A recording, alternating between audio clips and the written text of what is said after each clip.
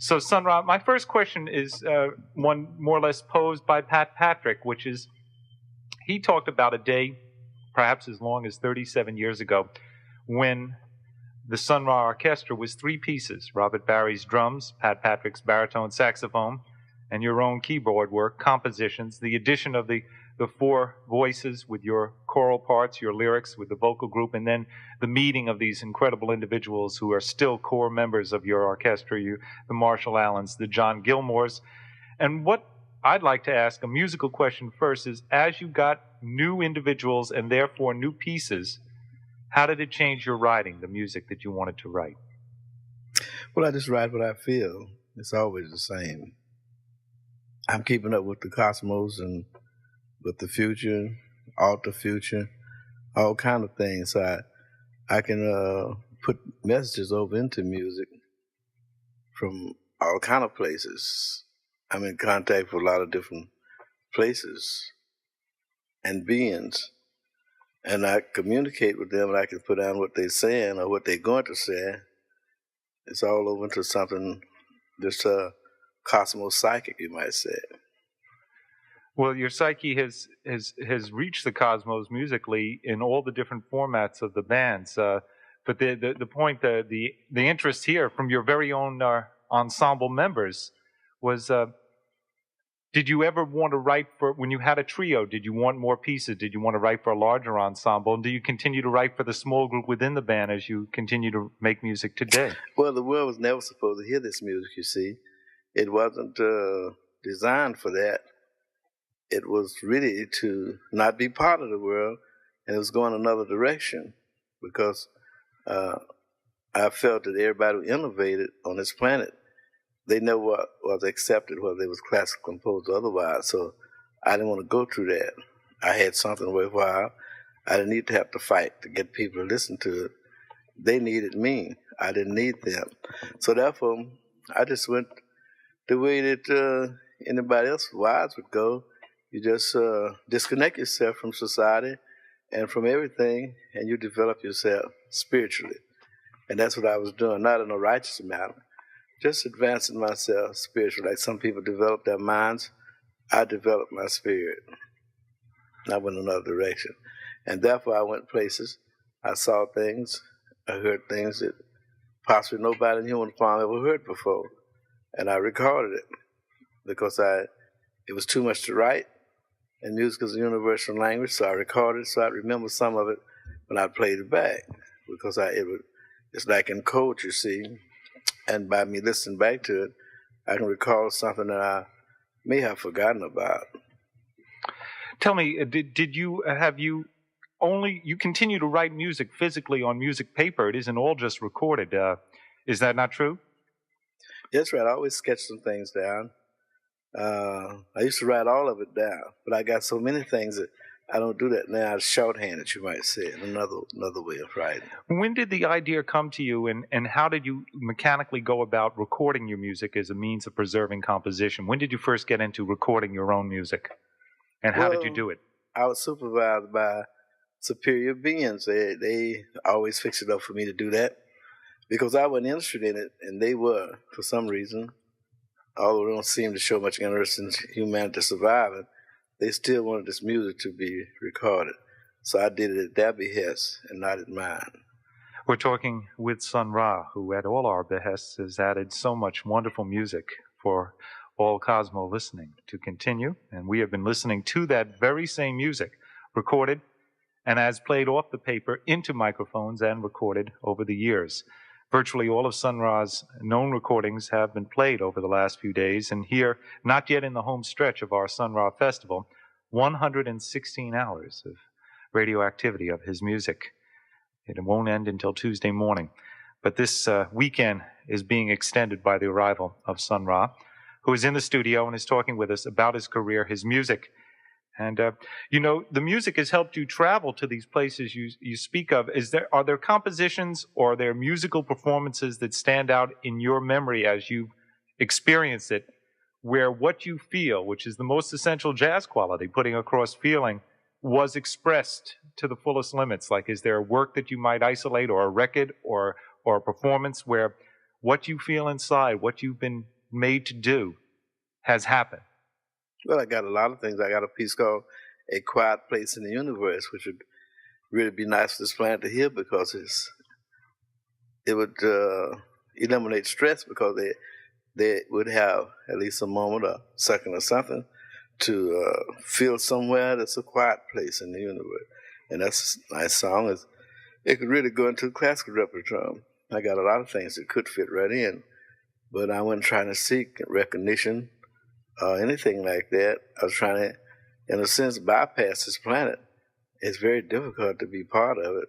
Huh. So therefore, I didn't want to be part of it. I felt that I'd win my greatest victory by not wanting to be a part of this planet. And judging from what's happening here, I was right. We're talking with Sun Ra. This is the Sun Ra Festival on WKCR-FM New York, 89.9 on the dial. You're hearing this live. Here's another question from many musicians. You were speaking just a moment ago with Mitch Goldman and Charlie Blass about the phone calls have come in. The musicians, and I fielded some of these questions myself, we're curious about your opinion of your keyboard playing. For instance, in the last 4 hours, Prelude in C-sharp minor has been played. Sophisticated Lady has been played. All of your Spaceways music has been played, and your most recent piano elements of your own work, Reflection in Blue, the most latest recording. Do you feel comfortable, more comfortable, let's say, in a stride thing, in a blues stride? Do you feel the same sort of power you have in your musical presentations, in your own instrumental capabilities? How do you evaluate yourself as a pianist, as a keyboard player? Well, actually, I haven't really expressed myself on the piano the way I can because,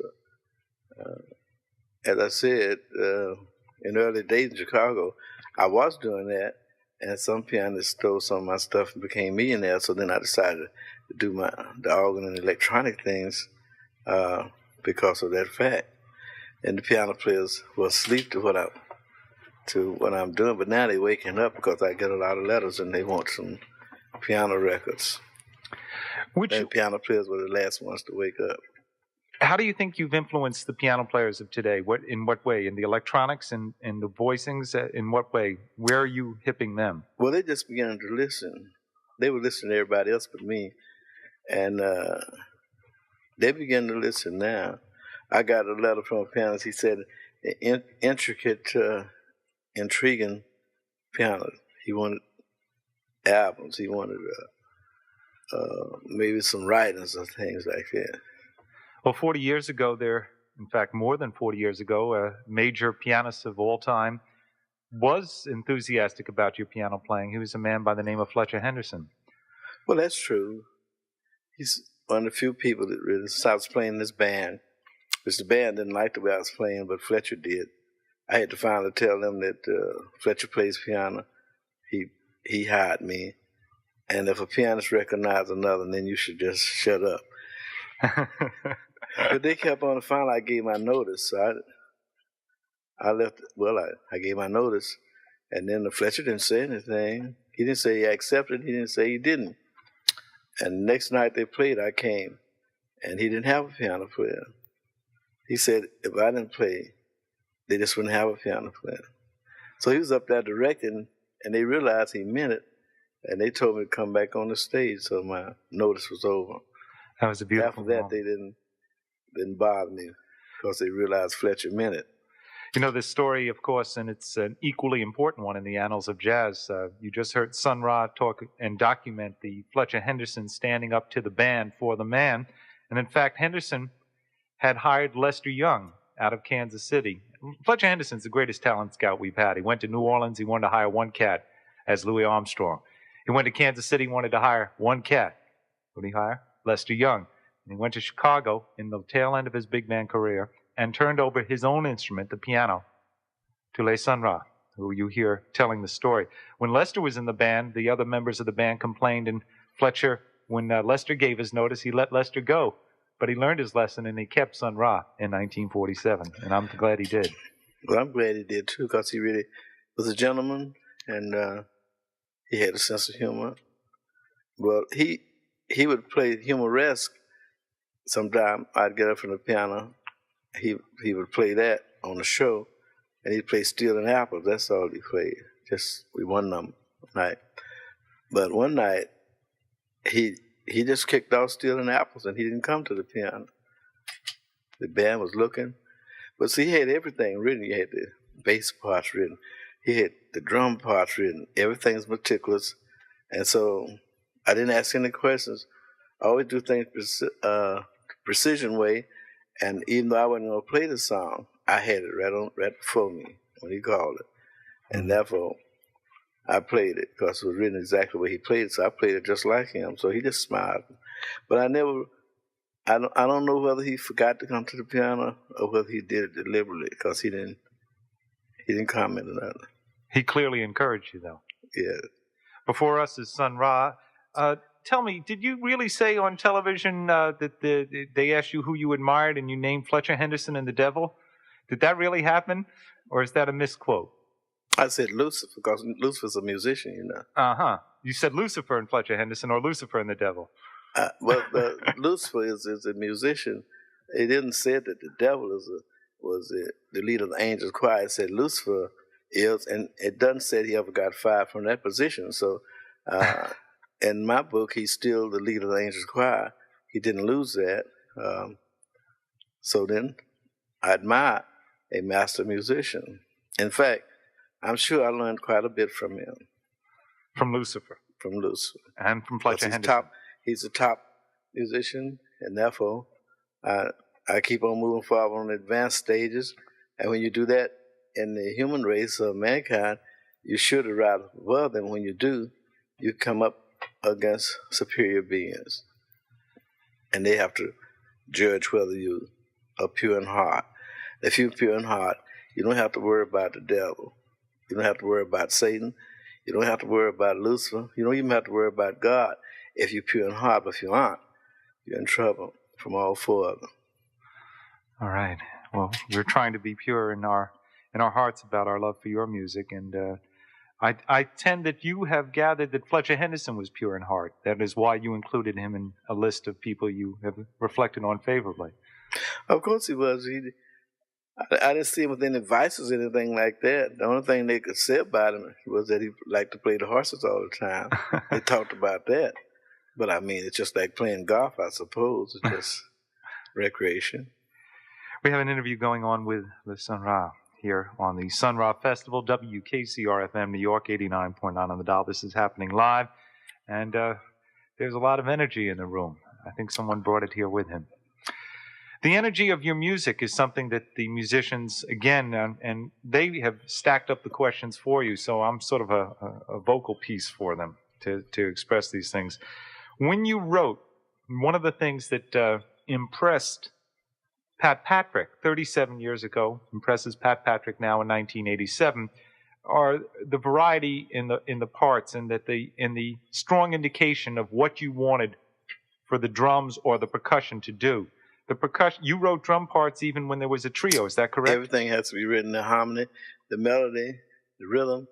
I'm different from most writers. They might write the melodies and the harmony, but they leave it to the drummers or the bass player, but I have to have everything tailor-made. This way, it's just a natural gift to have everything, you might say, perfect in an imperfect world. And I tailor-make the music according to the individual. That means if somebody else gets in my band, I've written it for somebody else, they won't be able to play it, don't care how great they are.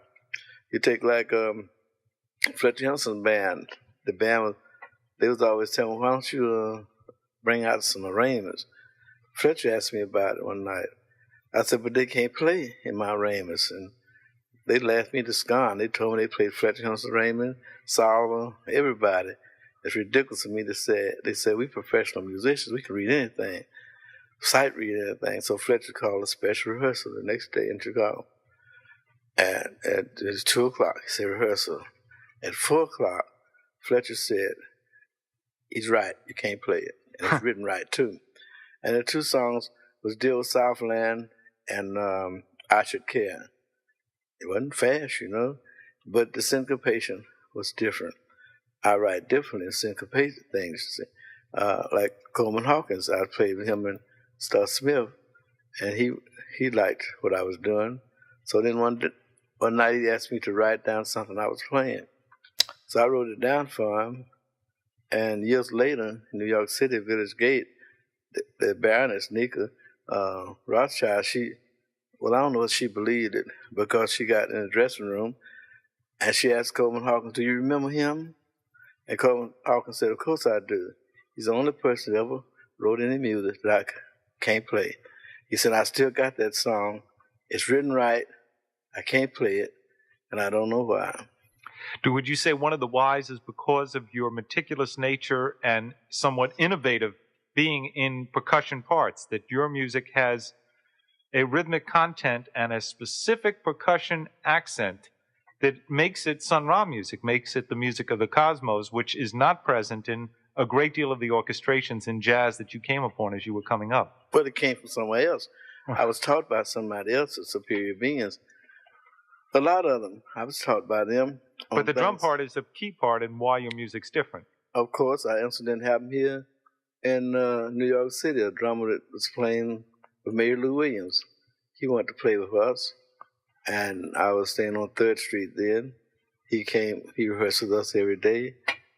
He was very frustrated. He couldn't get what I was talking about, although he'd be playing the rhythms, but something else he knew that he didn't have. So one day he came to me and told me that he had a vision. He was walking up in heaven on clouds and things, and he heard there was a door up there, and behind this door was all kind of rhythms, all kind of drummers, and a voice told him, "Open the door, and you know what Sun Ra's talking about." But he said he was afraid. So then he left us. I saw him one day driving his taxi. He said, "I should have opened the door." On the other side of those doors, he said there were many drummers and sounds that they see. I'm talking about sound. I took a drummer to he's a nice drummer here in New York. I took him to Europe with me, and Berlin, all at once, he started screaming, I can't get the sound." He beat his head on the drums. People thought it was part of the act.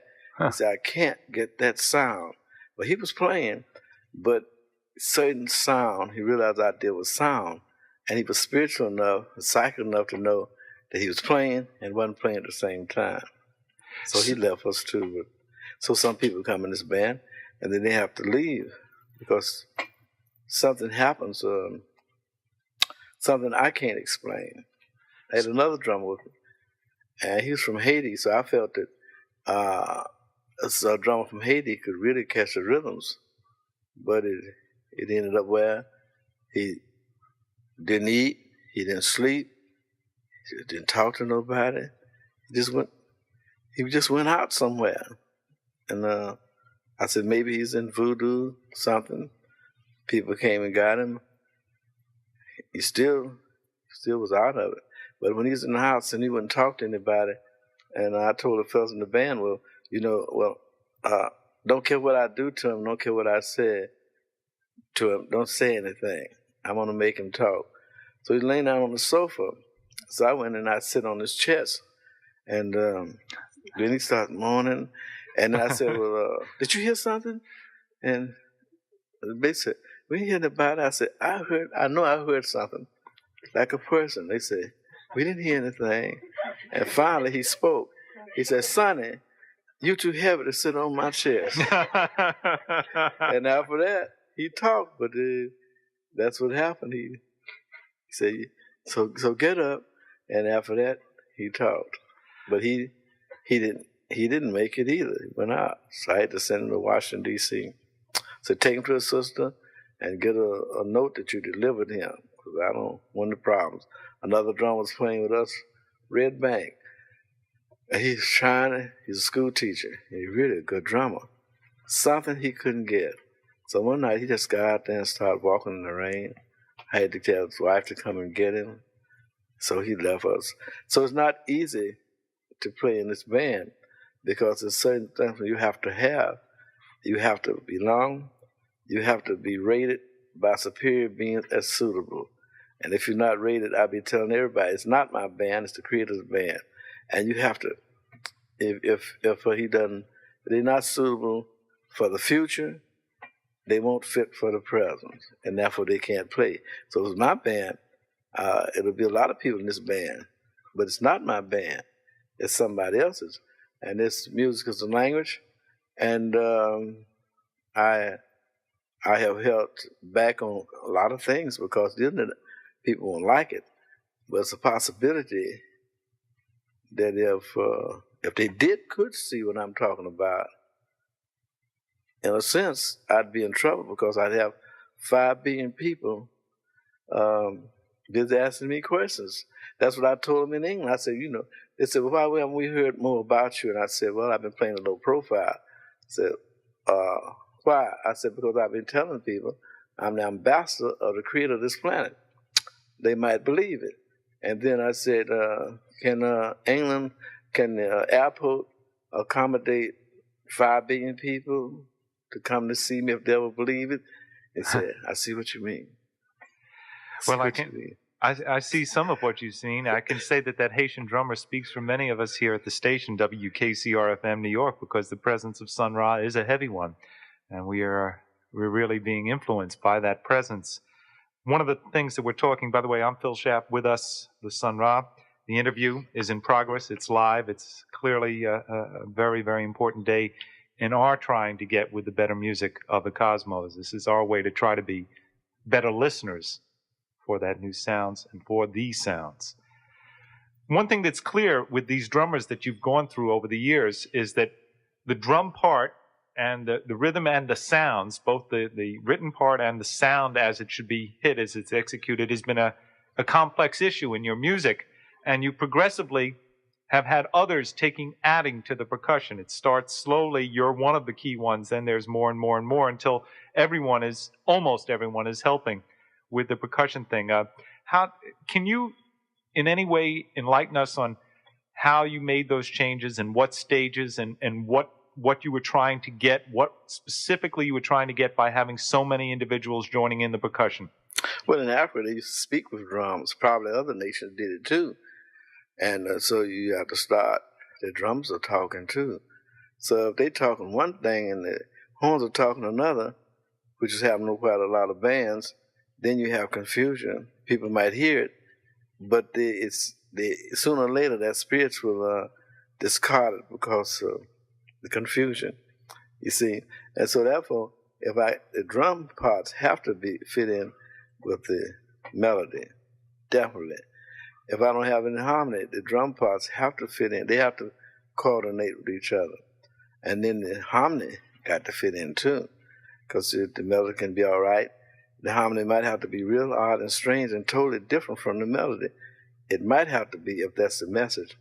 So then if the harmony is just according to what they're teaching in schools and things, then, it wouldn't be any other message than what they've been hearing all along. But when the harmonies move direction which they seem they're not supposed to move and still fit, you got another message from another realm, from somebody else.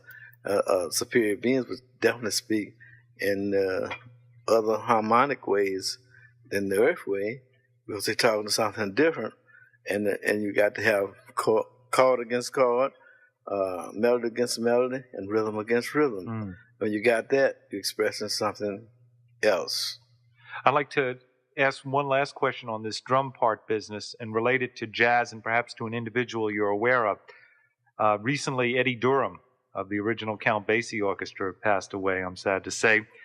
And trying to latch on to what made his music swing off the paper, we're talking now maybe not in a complete being of music, but in a jazz music kind of concept. One of the things that I feel was a secret of the success of Eddie Durham's music was that he concentrated so hard on what the percussion was doing while the music is going by, that he did the same thing in the very same way you just enunciated, which is that he has the rhythm part written to go with the melody and the harmony rather than just leave it to the rhythm section and the percussionist, the drummer, and that this was something of the success of his music.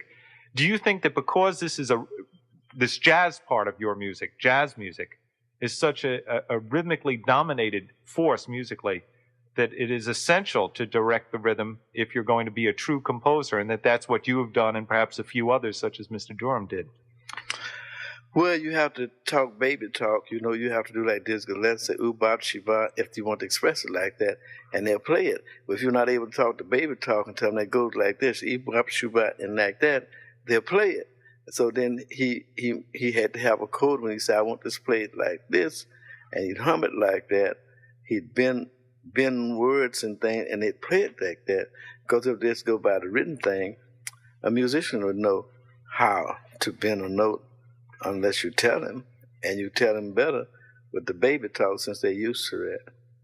So you're directing the little ones and the medium ones and on up, and they're ready to play the rhythm, telling them how to do it. You have to, yes, you have to hum it, and they will play it. But otherwise, they'll play the notes, and then that's all right. Playing the notes isn't enough. You got to swing it. You got to bend notes a certain way, and then you got to rest just the right number of microseconds, not too long, not too short, and that's very meticulous, you know.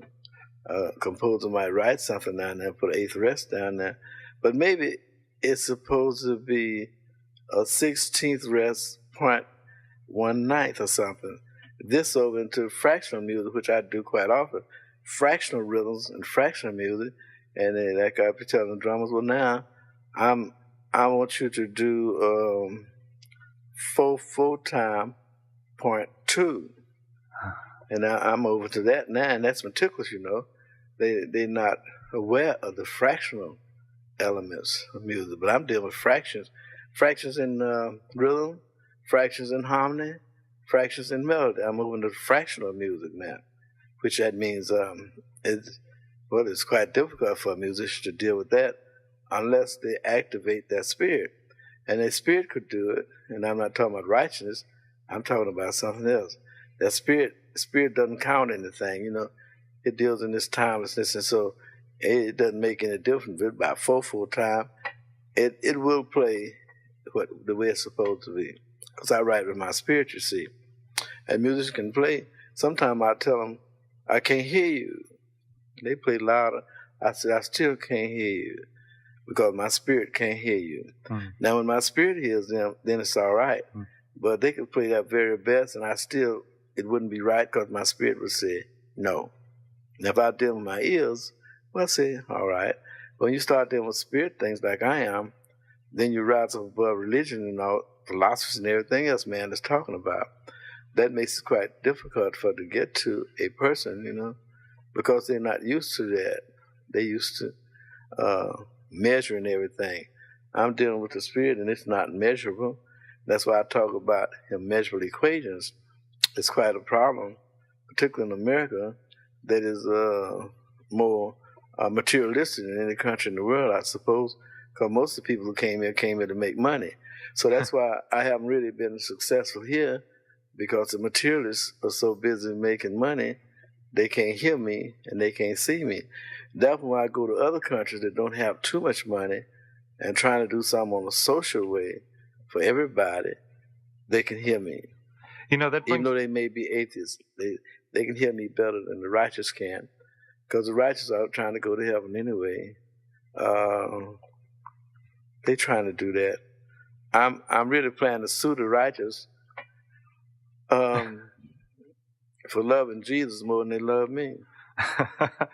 We're talking with Sun Ra. This is the Sun Ra Festival, and you're mentioning of America, and we might extend it to the earthbound audiences that you perform for. This brings up the question whether that spirit can be conveyed in a different way. You've written out a great deal of your music. You've recorded as documentation both for your own listening playback and for us to listen to and learn about and feel that spirit, the music.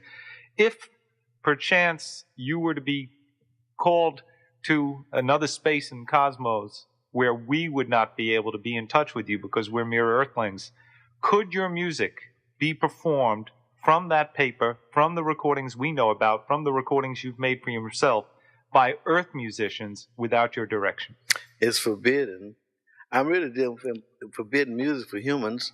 They got that thing. They play what they know. They play what they feel.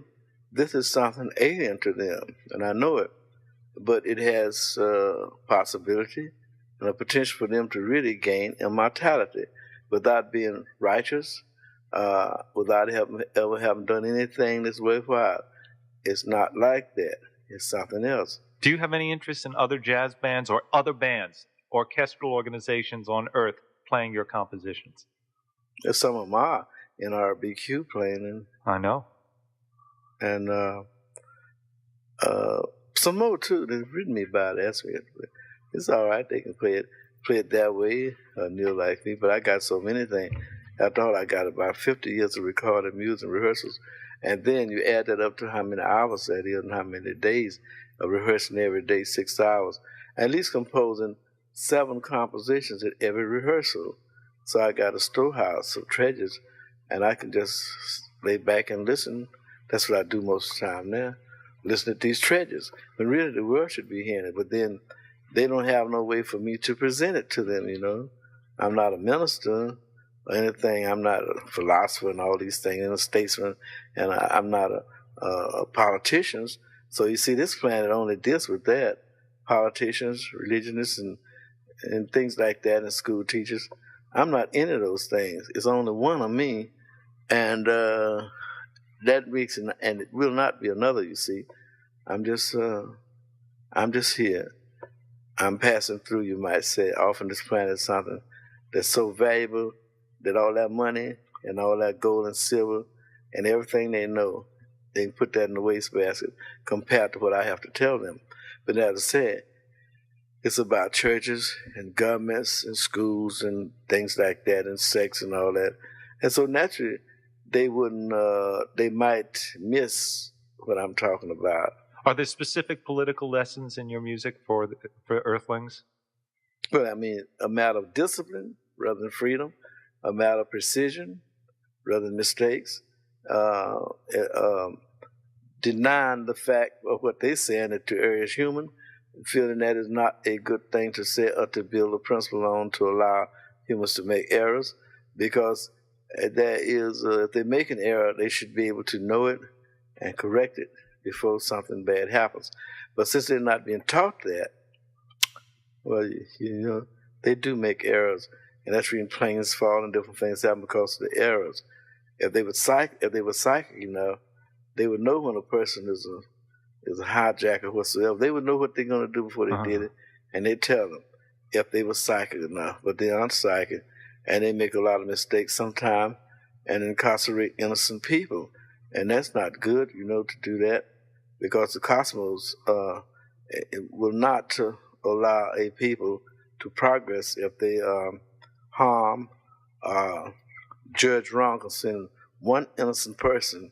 It can hold a planet back and hold a nation back and make a government fall to really misjudge one innocent person, because there is a creator and he judges by that. A nation is judged by how well do they treat the innocent. And that's when America's in danger now, because the fact it's so busy making money. It's not, they go out looking for dope addicts and all those kind of people. But what they should look for, they should have a police department looking for the innocent and the ones who are gifted by the Creator, and take care of them. And don't care how bad they are, it would be overlooked because they did exactly what the Creator wanted them to do. But they got all these jails and all these courts and everything to go out looking for people who are doing wrong. And they don't have no police folks to go out and look for people who are doing right or want to do right. But they only get them when they've done something wrong. Then they go and they have all these research centers for the dope addicts and the this and that and the other. They do that then, but then that's one-sided people.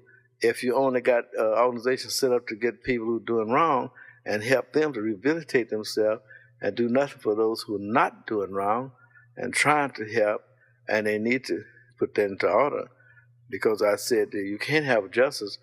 If you got a court that's condemning the guilty, you must have right across the street another courthouse of judges judging the innocent and those who are trying to do right, and help them. You feed them and get them somewhere to stay and all that. But then a man has never done that. He be busy out getting the ones who are doing wrong and the ones who are sick and the ones who are dead and dying, and spend millions of dollars for that, and nothing for innocence. And children who are really gifted, they put them over there in public schools with some people who might kill them, talking about equality, and that's wrong because nature is strange. It sends gifts to all kind of people, all kind of races, and a nation should look for those first before they look for the criminals. Look for those children who have something to offer in the future, because some of them do have something to offer. Some of them don't. So talking about equality, the Creator gets rid of that whenever each time he sends somebody gifted. He's done away with the idea of man's democracy. And every now and then he sends some giants. They can be in science, they can be in music, entertainment. He don't send one, just one, and never be another one like that, you see. And that's what people have to wake up to, that there's no equality with the Creator. He sends one somebody when a nation needs. It might be a bad man, you know, like a nation might be put together by somebody that the world hates, but he'll do his job, you know, because he's supposed to get that nation together. Right. It's like I had one drummer. He left the band. He left the band because he said, well, today you said you're wicked and evil. And I've never been with a leader who says he's wicked and evil. And I said, well, have I ever done you wrong? No. Have I ever said anything to you wrong? No. I said, what you worried about? He said, I'm worried because you said you're wicked and evil. I said, well, if you got a shepherd leading some sheep and he denies the wolf, one of the sheep, the wolves would all get together and say what an evil shepherd he is. But if he saved all his sheep, the sheep would say he's a good shepherd. I said, if I'm just going to say nice things to you and say I'm good and all that, and someone comes to attack you, if I attack them back, then, well, that would make me evil to them. So I'm not going to restrict myself just to be good and righteous, when in order to survive, I have to do something for those who are my friends. You've been hearing a lot of the preferences of cosmo neutrality, as you refer to it so often, and you're hearing it live on the Festival of the Man Who Is From the Cosmos, the musician, the personage from the cosmos, Les Sun Ra, here on the Sun Ra Festival on WKCR-FM New York, 89.9 on the dial.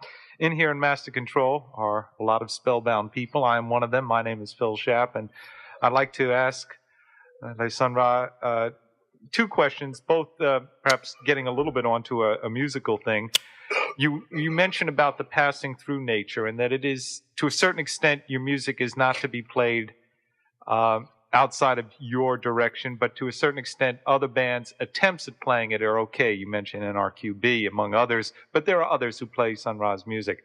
And when you were saying that, you say, well, you were passing through, and you may be gone, but when you first started passing through, on the first end of this journey, you met people who, or things, or schools, or things that enhanced your musical skills. One key force, of course, is coming from the Creator. It's saying, it's leading you to find the elements to put together a greater whole, which you've done. Could you be, if you could, specific about how you came to be a musician, how you gained the skills to play music that we can recognize, we on Earth can recognize as music? Well, the music was designed just for one. But before you started playing the music, what sort of training did you get? Well, it was really my way of appreciation for the Creator. The Creator has everything, but I wanted to do something that the Creator didn't have. Were you totally self-taught? And that's when the music started. I played it for the Creator. Every day I composed something for the Creator. Even when you were young? When I first started, 11 years old, around that, that's what I was playing. I wouldn't even play for my family. I played just for the Creator. I didn't play nothing for them. Now and then maybe they might bring a church song for me to play. I'd play that. But otherwise, I did not intend to play for the public. I played just for the Creator. That's when I got a lot of ways what I call music from the private library of God, because that's exactly what it is. It was made, and then it seemed like the Creator wanted some people to hear what I was doing. In Chicago, I first organized this band for to rehearse 10 years without anybody hearing it, without the public hearing it. And they could play with other groups, and but otherwise it was not supposed to be out to the general public. And then a dancer, and then it got so A lot of folks was at the rehearsal. I couldn't keep them out. And a dancer named Johnny McAfee, I think his name, he came one day rehearsal. He said we was playing Old Man River, and he said, "Don't play that anymore." I said, "Why?" He said, "Because it's so beautiful, they'll steal it. Don't play it." So then he said, "Now Miles is playing around the corner at Birdland. You should be there. I'm going around there and get this band a job. It shouldn't be just rehearsing." So I really didn't want that. It was interfering with my plans. But he went around there, and I played the furthest out things I could to not get the job. So then the owner of the place named Cadillac Bob, he said, "Play that again." I played again, and he said the band is hired. So then that frustrated my plans. And then it went on, and he told me, as we stayed there maybe about 2 years, one night he told me, "I've had all kind of musicians in here, top musicians. You're the only gentleman musician I ever met. I feel about you like I would a brother." He told me that. So you see, that again, that's another story, and I saw him in Chicago. Well, he was telling me, "Now you're playing the space thing and all like that. Maybe one day it would happen, folks to go to the moon and all that. But my son will be grown and have grandchildren before then." So then they sent us Sputnik, and I called him and I said, "How your grandchildren?" Sun Ra, I have a question here from Charles Davis, one that he came to in a point in the interview on Thursday, and then he said, "You better ask Sonny." So we're asking now, could you describe from scratch one of your rehearsals, one of the ones in Chicago? Well, you know what scratch is, don't you? Well, that's probably how you could rent the hall. That's one of the devil's names, though, Scratch. You start from scratch. well, the rehearsals, I tell him make everything. You take like John, when I first met him in Chicago, he had to come to the house every day by himself for rehearsal. And when Marshall got in the band, he had to do the same thing. And Victor Sprouse. And what would you Charles do? Davis. I just rehearsed with them.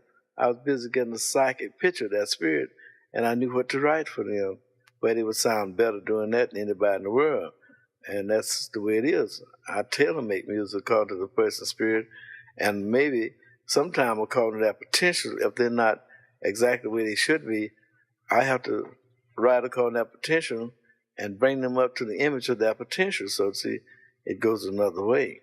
And when I do that, it doesn't take too long. The instant I sketch the image of the potential, they'll play the potential. Even if it's 50 years from now, they'll play that with me, but not with anybody else. Well, how did you instruct them? What's a specific? I just play. So let's play this. And then they play it, try to play it. Maybe astounding. I said, let's play this. I'm trying to see what they can do with it. And I keep on doing that. And one day I hear something that said, yes, they'd do better in this direction, rhythmically speaking. Sometimes it's hard for musicians to play with me because sometimes I play in between the cracks. And sometimes I might play a chord, like for instance, I told a violin player, I said, don't stand behind me and look at my hands when I'm playing. You might get messed up doing that. So of course he did it. And then he had to quit because he'd see my hands playing one chord and another would come out, or seem to come out, and he couldn't understand that. So he had to leave too, from California. But that's what Coleman Hawkes would be doing when I was playing. He'd be looking, when he wasn't playing, he's looking at my hands. And that's what Stuff Smith said. You know, I don't know why people haven't discovered you playing the piano. Maybe one day they'll hear. And that day's sort of starting now, you say, a little bit with the younger players? Well, possibly, if I just open the door, they can't do unless I open the door, you know. Open the door, and to other musicians, sort of psychic door, and then they would understand what I'm doing. But actually, I've had a closed circuit, you know, like closed circuit TVs, and they couldn't get in Do you think it could be illustrated in any kind of piano book, or would have to be a direct teaching? Is there any way that you could, if you chose to open the door, to convey it to other pianists? Of course, I'm a teacher, and I I can know. teach anybody anything. I took teacher's training in college, and I'm very good at it, to make things that are very complicated quite simple if I wanted to. But then, what price glory, or whatever you call it, I didn't need that. I got a lot to offer this planet. As I say, they deal with politics and religion and money and all those things, and they're quite happy in their ignorance. Why should I interfere? What does it mean to me? If they're happy of being ignorant, then they are really being part of something greater. I'm not supposed to interfere because I'm not a human, I'm an angel. I used to be an angel, but and you've always been polite. I used to be an angel, but the other night in Camden, the MC got up and said, "I want to introduce the Archangel Sun Ra." So I ring up and promote it. Because I didn't tell him that, He said it. And the way this stuff is, whatever man says, the Creator writes it down. And see, that's where they have to be careful. Whatever they said, he began to work on what they said. And they're not aware of that. They don't care how wrong it is. He'll build up on it. He'll go on about maybe 100 years building up on something they said. And it might be ever so wrong. He still build on them. And that's what they don't realize. Well, maybe early Tuesday morning, all of us should just freeform say things about our feelings and niceties towards Sun Ra, and maybe we'll come up with something that can be built upon. Well, of course, that's where the key to the whole situation in the world is based up on what people said. That's when in the early days the spirituals being sung when these people saying, "You better mind what you said. You better mind what you're talking about. You got to give account in glory. You better mind. You better mind what you're saying." They were saying that, and it's quite true. They're right. And the bad part about it is that the United States is a place of glory because America means house of glory. The way they spelled it, they're not spelling it the Hebrewic way, but the Hebrewic way, America means house of glory. And the flag is called Old Glory. So this is a place of glory. So out of all the countries in the world, watch what you're saying in this country, because it's quite different. It's a spiritual magic place, and all kind of things can be done by what you say, what you proclamate. And you got a lot of confusion here because well, it is, since it is America, I'll go by the rules and say this is WKCR FM New York, 89.9 megacycles on your FM band, and we are transmitting now the words, the information, and the musical and the spiritual that we can garner from listening to Le Sun Ra, who is speaking to us live in our studios as the highlight, there's something I said, the highlight of our Sun Ra Festival. And I'm very pleased that you're here. I like to use the words of someone who used to tell me about Chicago in the early years. He is not someone we were able to interview this week because he died a few years ago, and I'm speaking of the bassist Ronnie Boykins. And Ronnie, when he used to visit the station over the years, the one thing, and I remember him telling me over the years that he said over and over again, was the rehearsal, you'd be stunned when it was 8 hours long, and then he'd surprise you and it'd be 16 hours long. So the question, although I'm adding some of myself to this on top of what Ronnie Boykins told me, is what was the purpose of the rehearsals themselves being so long, so incredibly long in terms of hours and energy expended? It was because the Spirit of God was there. And I couldn't stop rehearsing until it left. Because all my rehearsals, the Spirit is there. And when it's there, then things can happen. But when it leaves, it's no need of me rehearsing. As long as it's there, I'll rehearse. It'll be there. But when it leaves, I might just not rehearse because it's not going to do any good, They build that human element and the man thing, and you can't teach a man nothing. You can only, if you activate his spirit, you can. But he's such a big dummy until he get distracted by things, and you can't teach anybody anything if they got these distractions going on. So a spirit being, which we don't bother about it. If they're distracted, we push them over there to that distraction, let them have a nice time until maybe they might wake up. Some of them don't wake up until they're getting ready to die. Then they can see things clearly, but then it's too late. No doubt they have to come back here. They didn't make it, and they have to go back, start all over as a little baby, which is really a curse to come back here. Everybody's talking about being born again, but really that's a curse to have to come back to planet Earth. But they think it's a blessing, but they got everything backward, and I'm not about to try to get churches to believe what I'm saying.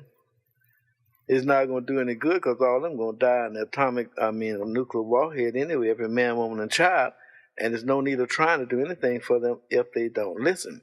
If they listen, they can save themselves, but they don't listen, they are going to die. The Pope said that about 6 months ago, that every man, woman, and child on this planet is subject to be eliminated forever. He didn't say nothing about Jesus saving them. He said they had to change. So it's not me talking that fanciful things. I'm talking about things that they could do something to change things if they use the first law of nature. It's whether they've forgotten nature. They should use the first law of nature. And that means if they do that, they'll listen to what I'm saying and do something about it because it's up to them. I'm very well in tune with the angel of death and with God and Lucifer and the devil and whatever you got. They're all my friends. And so therefore, I don't have anything to worry about. But they do because they're not friends with these beings. Do your musicians ever have anything to worry about? Your musicians, the players in the orchestra. Well, John, about 3 months ago, John told me, he said, you'd even fire me, wouldn't you? I said, yes, if you got in my way, I would. I'm here to do something on this planet, and no one is get in the way. So if you frustrated me, you got in my way, I would fire you. So he was crying, and he knew I meant it. So he got back in the truck. But were the rehearsals in any way a test or a challenge to your musicians to see if they were of the right metal for the orchestra? Was that part of why they were so long and so strenuous? Well, not necessarily. I'd be judging about. I knew Ronnie wasn't going to make it. I'm judging by something else. Like as a singer, I'm interested in now. I saw him the other day for the first time, and I told him to come out to rehearsal. So he did. The first thing I saw was his humility. That made me interested. But, he could be ever so great and don't have humility.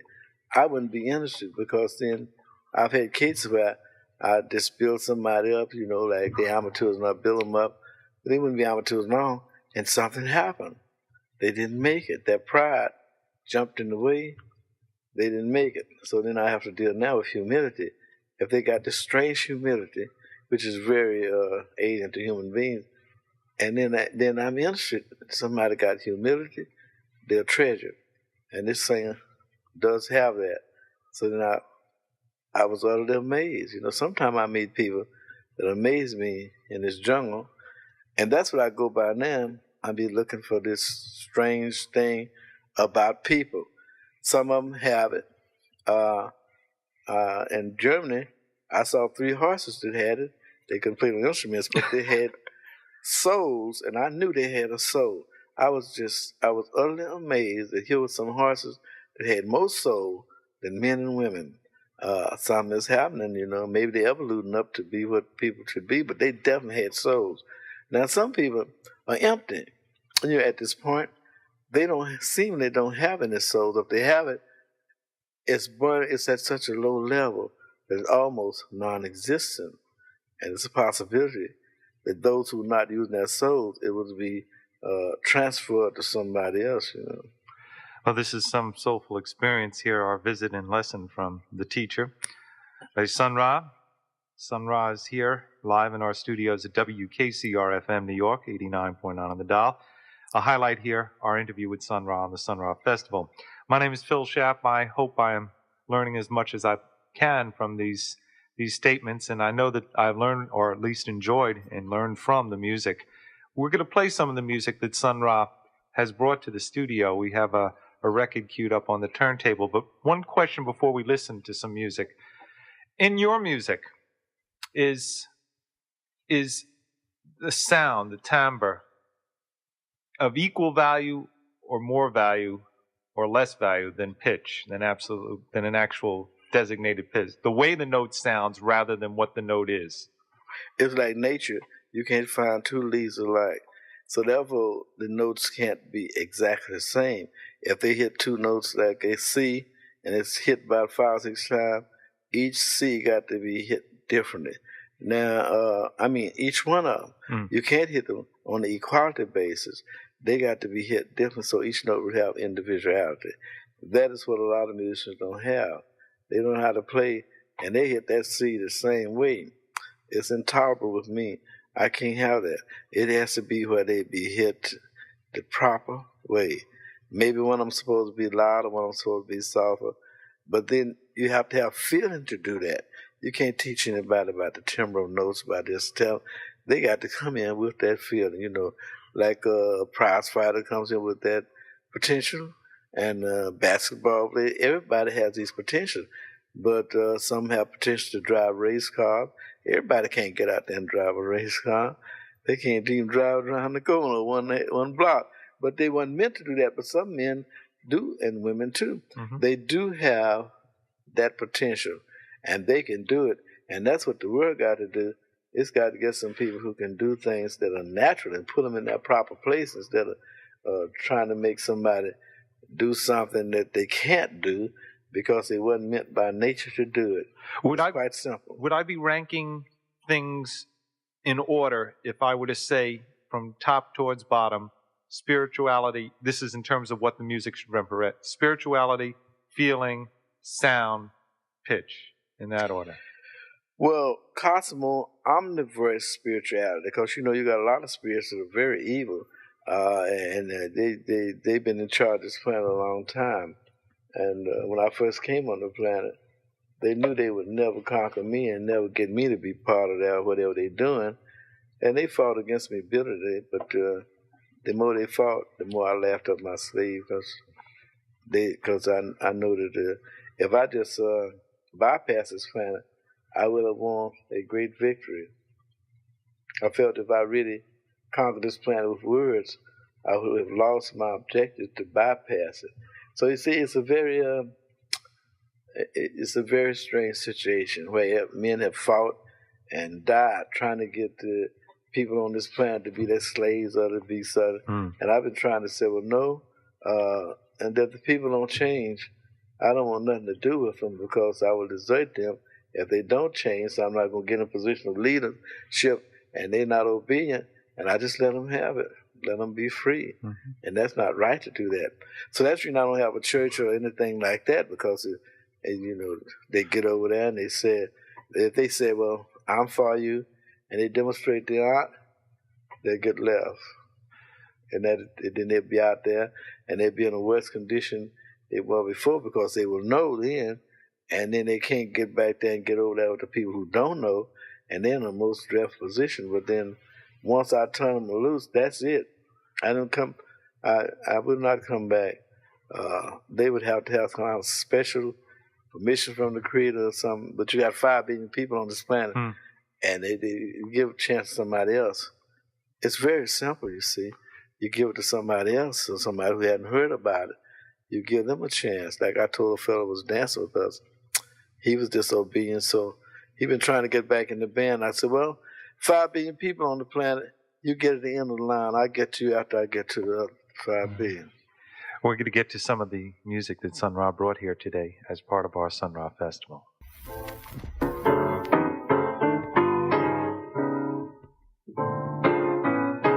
You listen to WKCR, and this is the Sun Ra speaking, the Sun Ra speaking. Sun Ra, voice of the cosmos. The music of Sun Ra here at the home of technical difficulties on radio station WKCR FM New York, 89.9 on the dial. Phil Schaff here with you. In the studios is Sun Ra. These are live radio proceedings going on at this time. We just heard some music from an album that we might say had a scanty amount of information on it. West End, Sun Ra 4, 5, 6. We did hear some solo work from Michael Ray on trumpet on the third of the selections, which I might call as 6. Any comments you'd like to make on that music, Sun Ra? Victor Sproul is one of the mainstays of the band in Chicago. I always thought to have bass players who really was basic, you might say. And Victor Sproul was one of the ones. Okay, we had a typical KCR experience here, which of course is something that was working perfectly well a few minutes ago, and which we had allocated to the most important chair in the room. The red one over there with the new microphone became quickly the broken apparatus. We have repaired it, and we are back on the air. You're listening to the Sun Ra Festival on radio station WKCR FM New York, 89.9 on the dial. A little bit bewildered, but now I think righted ship here, going to a new land of cosmo neutrality and musicality. I'm Phil Schaap. With me is Sun Ra. We just heard some music from a Saturn 12-inch LP labeled Saturn 456 Sun Ra, and with the handwritten heading West End. And of course, I do remember a rather joyous visit from Sun Ra at the West End. That's across the street. This is here at KCR, and we're really glad that you're here. I'd like to head in two directions about musicians. We were speaking a great deal of musicians while we were feasting on some ice cream, some oranges, and apples here. And your bass players you were speaking of, and the kinship you feel between Cecil McBee and Wilbur Ware. I'd like to ask you some questions about musicians who've come on the scene playing music which some relate to your music. Since you started creating your orchestra. What do you make of, and what did you think, and where do you place in your ears and feelings the music of Ornette Coleman? Well, I liked him when he first came out, the rhythm section with Don Cherry. See, I liked that, what he was doing.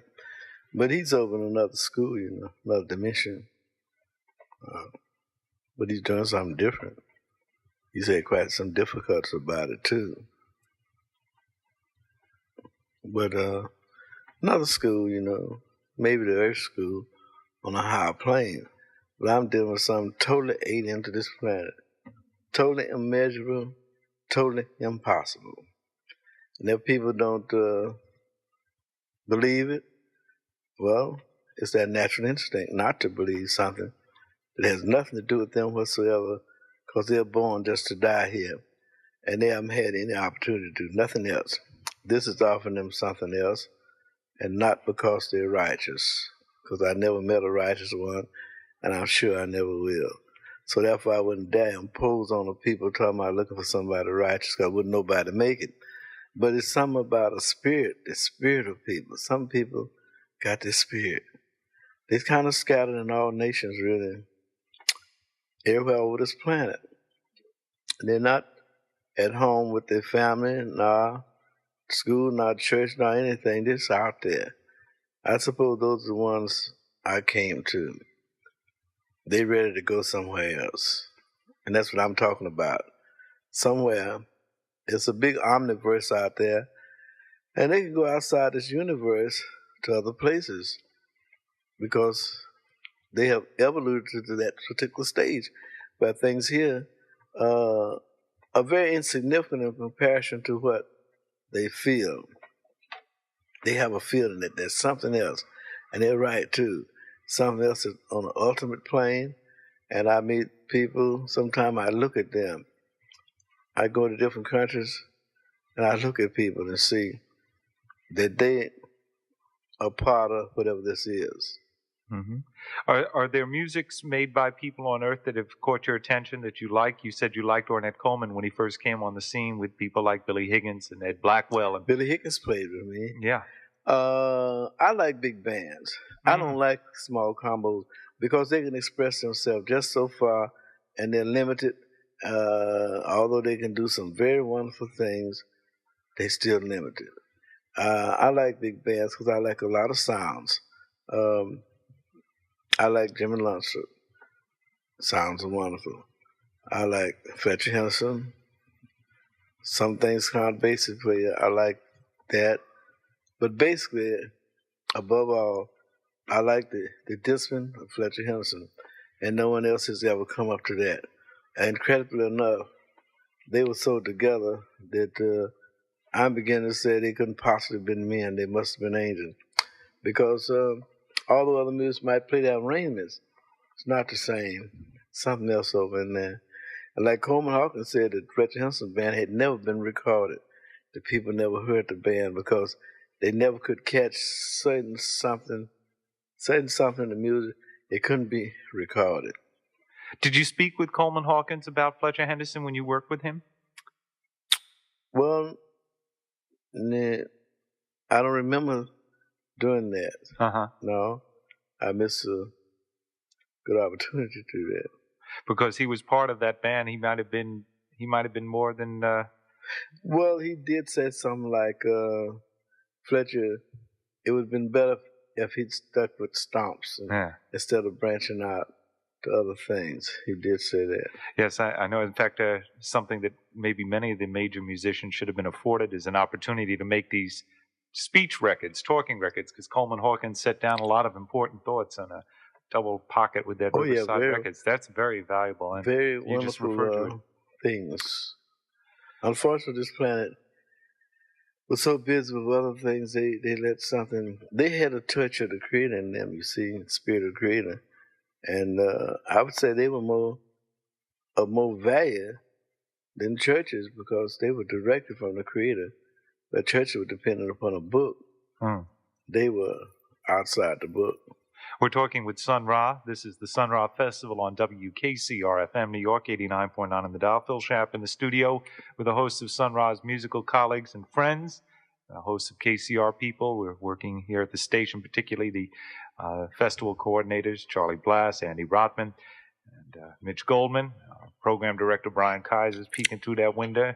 We're all here, and one of the things we just heard as Sun Ra was speaking to us is an interesting reason for appreciating the big band, because there can be more sounds made by more pieces. And he isolated some of the distinct sounds of the big band swing era. Jimmy Lunsford's orchestra, which had different arrangers given different sounds at different times. The Basie thing, which had a whole new way of swinging the blues. And then you isolated Fletcher Henderson's band as the premier one in your opinion and in your listening. What did Fletcher Henderson's band do musically that you feel was so blessed, so much from the creator? Because I like Tatum too. You know? I know. Fats Waller. I like all the piano players. Nearly all the piano players make it in my book because they always be doing something. But what did Fletcher Henderson or Fletcher Henderson's band do that makes you call them the greatest of the bands that you heard? Because it's together. Mm-hmm. It's like one man, and it's clean cut, you know. It's not any fuzz in there. It's just clean cut, and that makes it. It's so clean cut. Sometimes you might think it's just 2 or 3 pieces, but it's the whole band, and you wonder. You listen for the second part or something. It's there, but it's down up under the first parts. Most bands, you see, you can hear the other part overriding the first. Not in his band. It was perfect. It was his brother. Nice band too, Horace Henderson. Sure. But it was a difference in it, even though Horace sometimes would play with Fletcher. It still was a difference when it was up under the name of Fletcher, when he was in charge. That made it most remarkable. Right. Sun Ra, speaking of Fletcher Henderson. Discipline's a word that you use in your compositions, in your conversations, and perhaps in your appraisal of some of the greater musicians you've encountered. You even used discipline over freedom as one of your preferences of the cosmos. What sort of discipline do you invoke on yourself to improve your abilities as a musician or as a composer or as a band leader? Well, see, I have to go by the book, which they call the Word of God. It says, a man cannot learn without discipline. And I have found out it is true, although I don't particularly like the book. It is the truth. It's not my kind of truth. It says, a man cannot learn without discipline. I found that out. That when they get in this band, if they don't have any discipline, some kind of way, one day I'm going to tell them to do something, they don't do it, that means they're through. When you said book, you were referring to the Bible a moment ago. That's right. What are some books that you have read that you would want, let's say, me to read? Well, it's some forbidden books, you know. X-Ray and Searchlight. The Seventh Day. That's one book that's very hard to get. Written by a slave, a person who'd been in slavery, who had a sixth grade education, who said that God dictated him to write that book. It's got all things, a lot of things in that. It's incredible. That's one book. And what is the title of that one? It's called X-Ray and Searchlight of the Seventh Day. Searchlight of the Seventh Day? Mm-hmm. Okay. Any others? Well, Blavatsky wrote a lot of things of interest, and the different books that she wrote. Secret Doctrine. It's all kind of books. God's Children by Archibald Rutledge. That's very interesting. And of course, the Bible is very interesting, but you should read mythology. All the books on mythology got secrets hidden over in them about things. Gilgamesh Epic is interesting. It's got some in that is very violent. It was written before the Bible. And way back there in Syria, in Babylon, with them folks who were supposed to be sinners, they were worshiping God too, and that's what they were talking about. It's a value. And then the Egyptian, of course, the top thing is some of the wisdom of the Egyptian sun priests that were living in Heliopolis, but you don't even have nothing left there but one little obelisk where they were. But that proves that they were dealing with something that was very important. But they obliterated. But what they were doing was not obliterated. It's very important for this planet to find out what were they talking about. Because they were talking about immortality, one thing. And secret wisdom, Moses was over in there studying at school too. He just made a lot of mistakes because he didn't stay long enough. You know, a little learning is a dangerous thing, so Moses didn't stay that long enough. They taught him the black writing, but they didn't teach him the red writing. And the red writing is very important at this point for to save this planet. The red writing, not the black writing. Could you give me an example of red writing? Well, it is stated, not as I am written, am I read. So you spell red, R-E-A-D, you spell R-E-D too. So then you got these trick words, phonetics. Everything spiritual came from the East, and the East loves play on words. They love that. As do you, yes? Well, in a sense, I don't really love it, but it becomes necessary sometime to see what they did that's affecting us now. You have to know what they did. And everything would be resolved between the East and West if you know the way they think and what they did, and some things they said is really a trap to the East, and they going through this thing of killing and murder and all that kind of stuff.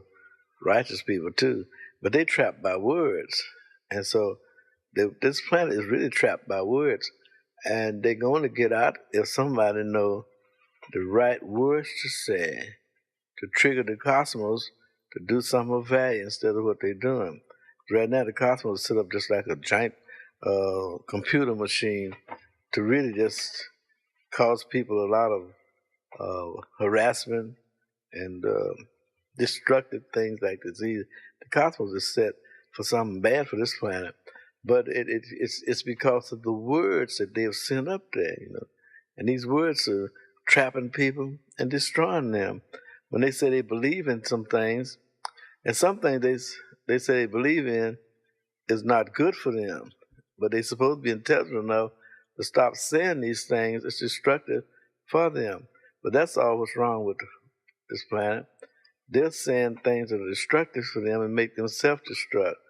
That's when they need somebody over them to guide them at this point where they can get out of this. But if they try to do it themselves, they're not strong enough. They're dealing with cosmic forces that judge you like a teacher. If they might ask you some questions to another person, they might ask you, what's the good word? And then you answer, You think you're talking to that person, but you're not. You're talking to the cosmic master. Say, what's the good word? And then ask you, what is the good word? And you're supposed to say what it is. And if you answer correctly, like a friend of mine died 3 times. 3 times he died. It's on record in Philadelphia. Played Congo drum. Name is Crowder. And on one of the deaths, he said he went to a tunnel and saw a light. He followed this light. And he met 2 beings on the other side. One of them was God and one of them was Satan. And I said, did they seem unfriendly to each other? He said, no. They were on very good. I said, that's what I thought. They're on good terms together. They're fooling the world together. So then he said, they asked him the same question. What's the most sacred thing in the universe? He said, first he said the water. Then he said fire. He finally said he didn't know. But suppose he had answers. You see? So don't tell these people have experiences. And they ask things. You like in school. This is a school here. And you're supposed to answer when one of those cosmic beings asks you something. You're supposed to answer them. The whole planet can change. If you can find one to give the right answer. Unfortunately, they don't know the answer. We're talking with Sun Ra, who presents some suggestions, if not answers. So I'm playing in the music. I'm telling them answers in the music. If they listen to the music, they will learn something, but they have to be, well, Sun Ra, before we talk about the music, which actually is something that I'm overjoyed to do, earlier I'm asking questions, I'm not providing answers, and I'm also speaking for some other people. A lot of great musicians have come into this room, have been part of the Sun Ra Festival, and have offered questions for us to ask you, and we did sort of over in the last hour or so. But a lot of the listeners, the people, if I might speak for them, and it's hard to, join them all in one question, but they have all sorts of curiosities that perhaps you might like to take care of. For instance, let me just offer some. Do you speak more than the English language on the languages on the planet Earth? Do you speak any other languages beside English, of our languages on the Earth? I'm speaking music as a language. Okay. I find it much better to speak that way because words can be twisted and turned and everything. But music is something that's pure. And if you're playing something sad, people will know it. If you're playing something about love, they'll know it. If you're playing something about war, they will know it. They will know what that song expresses. So I find it's better to express myself in music. Although in foreign countries, sometimes I send people out to get something for me and they don't know the language. They don't never bring it back, and then I go out and I get it. And that made people think I must know all languages. But I can't explain how I go out and get what I want and say, see that? It's easy. And, like I was looking for iodine over there. And everywhere I went, couldn't get any iodine. They didn't know what you was talking about, you see. So finally I had to call the creator on the case. So he said, well, you make the symbol for iodine. They know what you mean. So I found the symbol and went there and I got me some iodine. But they called it by another name. But the symbols are the same, you see, all over the planet. So therefore, if you knew the symbols are different things from the cosmic forces, you get things done. It would be recognized. Symbols are quite important. I use symbols quite often, One of the symbols that is important to people on Earth is the concept of family. A lot of the listeners wanted you to be asked, could you tell us something of the people you were with when you were growing up in Birmingham, or any family since that time that you could speak of? Or your family? Well, at 3 years old, the Creator separated me from my family. He said, well, I'm your family. And from then on, I was under his guidance. I was there, and I wasn't there with them. They didn't know nothing about my relationship with the Creator. I never spoke of it. My friends didn't know anything about it. Nobody knew. I suppose they wasn't supposed to, but that's who guided me. And I said, and I wondered, how did I get through school and college and all that without the family? How did I have everything I wanted? Were you physically separated from the family that had raised you till the age of 3? No, I was there, but I wasn't there, I was there and I wasn't there. And could you tell us the schools? You've referred to your collegiate experience, and we've talked about it before. What actual schools did you attend? Could you call them for us? Well, I was in Birmingham. I was there. I wasn't there because I didn't know nothing about prejudice in the South until I was 14 years old. Mm-hmm. But I didn't go nowhere else. I was right there. So I was there and I wasn't there. I didn't know. Until I was 14 years old. That just shows you I was out to lunch or something. Uh-huh. But I was out to lunch with the creators, so it was all right. What college did you get sent to eventually? Well, I went to. Well, eventually, the main one I was at was A&M College in Huntsville, or Normal, Alabama. Right up there I was right near the space by Von Braun. I was right up there with. And of course, you were there first. Yeah, but I was right there where they developing this rock. And then I went to Bama State where Erskine Hawkins was. I was down there for a while, a short while. But I didn't go anywhere else but that main school. I went to high school in Birmingham, and I was sort of isolated. I was protected. I was in the first grade. In first grade, element from the primer grade up to high school, I had the same seat mate. I had the same classmates. There was no change. I went all the way through elementary school with the same people. I went to high school, junior high, same people, and I graduated with the same people that I started with, which is quite unusual. How did you get impossible. How did you get the nickname Sonny? Well, some people said that. Some people. Well, I was talking about a stage name, and I picked the name Sonny Lee. You see, that's what I picked. And then I said, well, no, because they had a Baron Lee then. They did. In fact, they had a trombonist, Sonny Lee. Yeah, and so then I said, well, that's where it just stuck, and they said Sonny, And then when I came to New York, you see, they be saying that Sun Ra has another, but that's impossible because, why? Because Sun Ra is not a person, it's registered in New York as a business. So it's improper to say that my name was this, that, and other. It's just a business. A business name established has no family, this, that, and the other. So I saw to that. I did what Jesus didn't do. He should have registered with somebody, the government. I registered as Sun Ra as a business. And so therefore, if I want to save this planet, it ain't nobody's business if I do. I have the authority to do business on this planet, not in a religious manner, but straight business. And if I say, well, and the business certificate do not say what my business is. I really forgot to put it on there. I did. But they stamped and sealed in New York. The Sun Ra is a business. And I can just go about my father's business, you might say, which is quite appropriate. As I said, if Jesus had registered with one of the government as anything, he wouldn't have got crucified because he would have had authority with the government. And Caiaphas, who started this whole thing about somebody dying to save the world, he wouldn't have had a leg to stand on. So I got the authority of New York City to be in business. And that's what Sun Ra is. It's a business name. Now the Sun Ra, of course, that's my legal name, stamped and sealed in Chicago by a judge. To say I'm not supposed to be known by any other name, so I could really sue me. A lot of people gave me a lot of money by them saying, since I got the legal papers stamped and sealed by the judge, that I'm not supposed to be known by any other name. So I got two things going. Sun Ra is a business, but Sun Ra is a person, you might say, supposed to be known by that name only. All other names have been abolished by a judge. So see, I'm doing things legally. Mm-hmm. But you still are fondly referred to by the nickname Sonny by your musicians, among others. Well, it's just got a Sonny Ra. That's Sonny.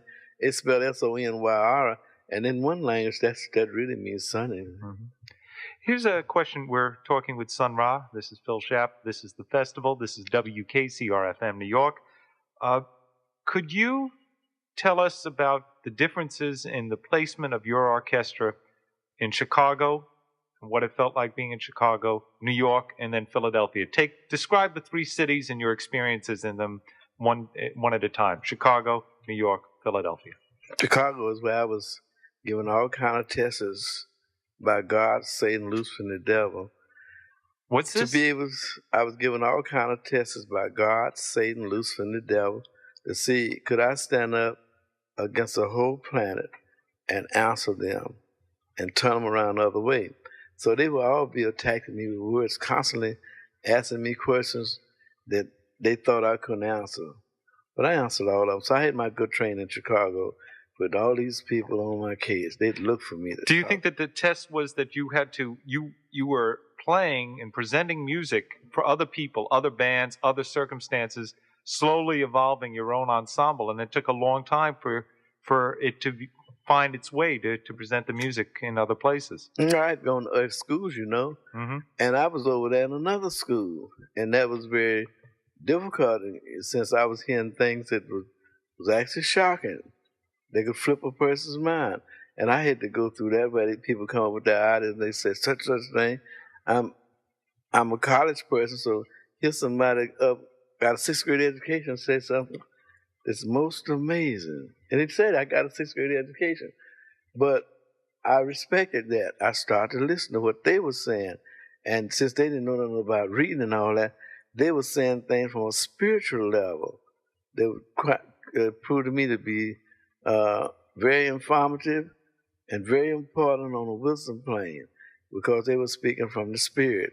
And I met men like that, a lot of them who had sixth grade education or something like that, who knew more than the others who had all this school training. So I respected that, and I still do.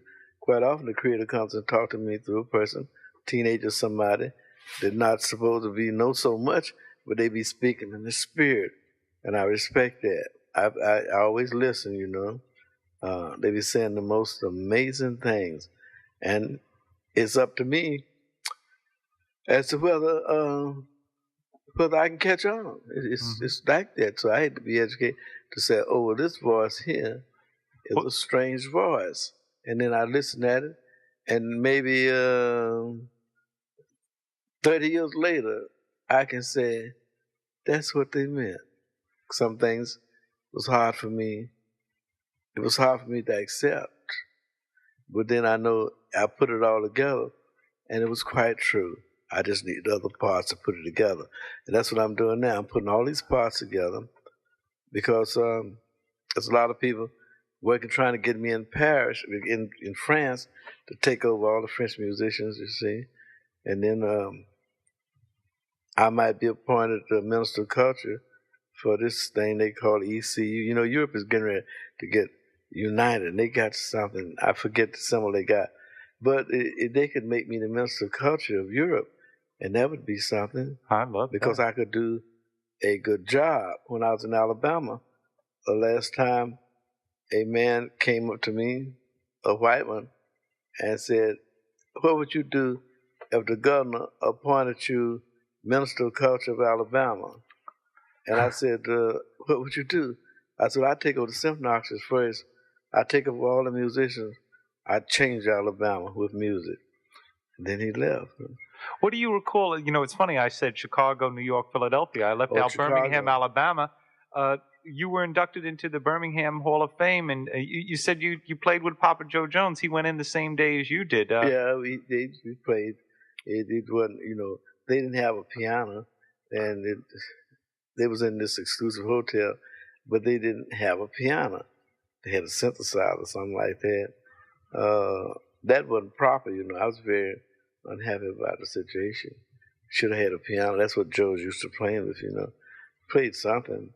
And this bass player was with us, Cleveland Eaton. Mm-hmm. But anyway, that's the way it was. Quite often, some things are not appropriate. They have not done appropriately. Well, you're always like the way you were just so warm to Papa Joe Jones's memory, just to say, you have a politeness, a courtesy, a discipline to your politeness and courtesy. Let me take you through those cities again, but let's do it a different way if you might do it with us. When I was riding with you in New York City, you pointed out something about New York City that you liked. You were pointing out ice cream stores to me, and that there were many of them. And that was something you said about New York that you appreciated, or at least were appreciating at that moment, that there was, you know, the Yum Yum there and the Baskin Robbins there and the Haagen-Dazs there and this, that, and the other thing. Taking you now back to Chicago, let's say, what were things in the city that you appreciated and liked? Well, I appreciated the people fighting so hard against me because I overcame it, you know. You're talking to the experiences. I really liked the challenge, and I was constantly overcoming them. It's good training for the world. When I came to New York, something else happened. The building I was staying on 83rd Street, practically every night, it would be set on fire.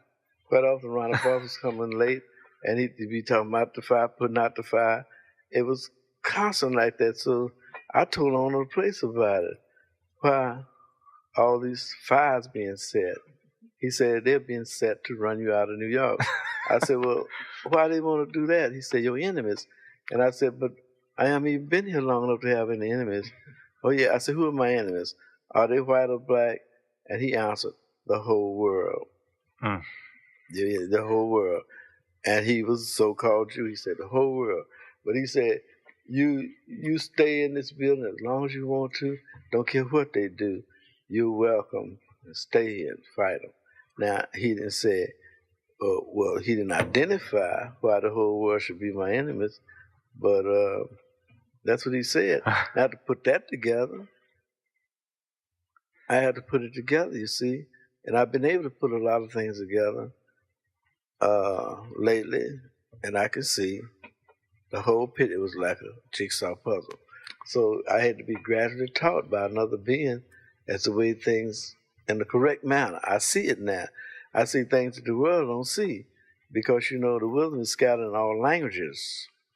And, you know, to know all the languages. But anyway, the important words came to me. I put the important words together. That's the essential things.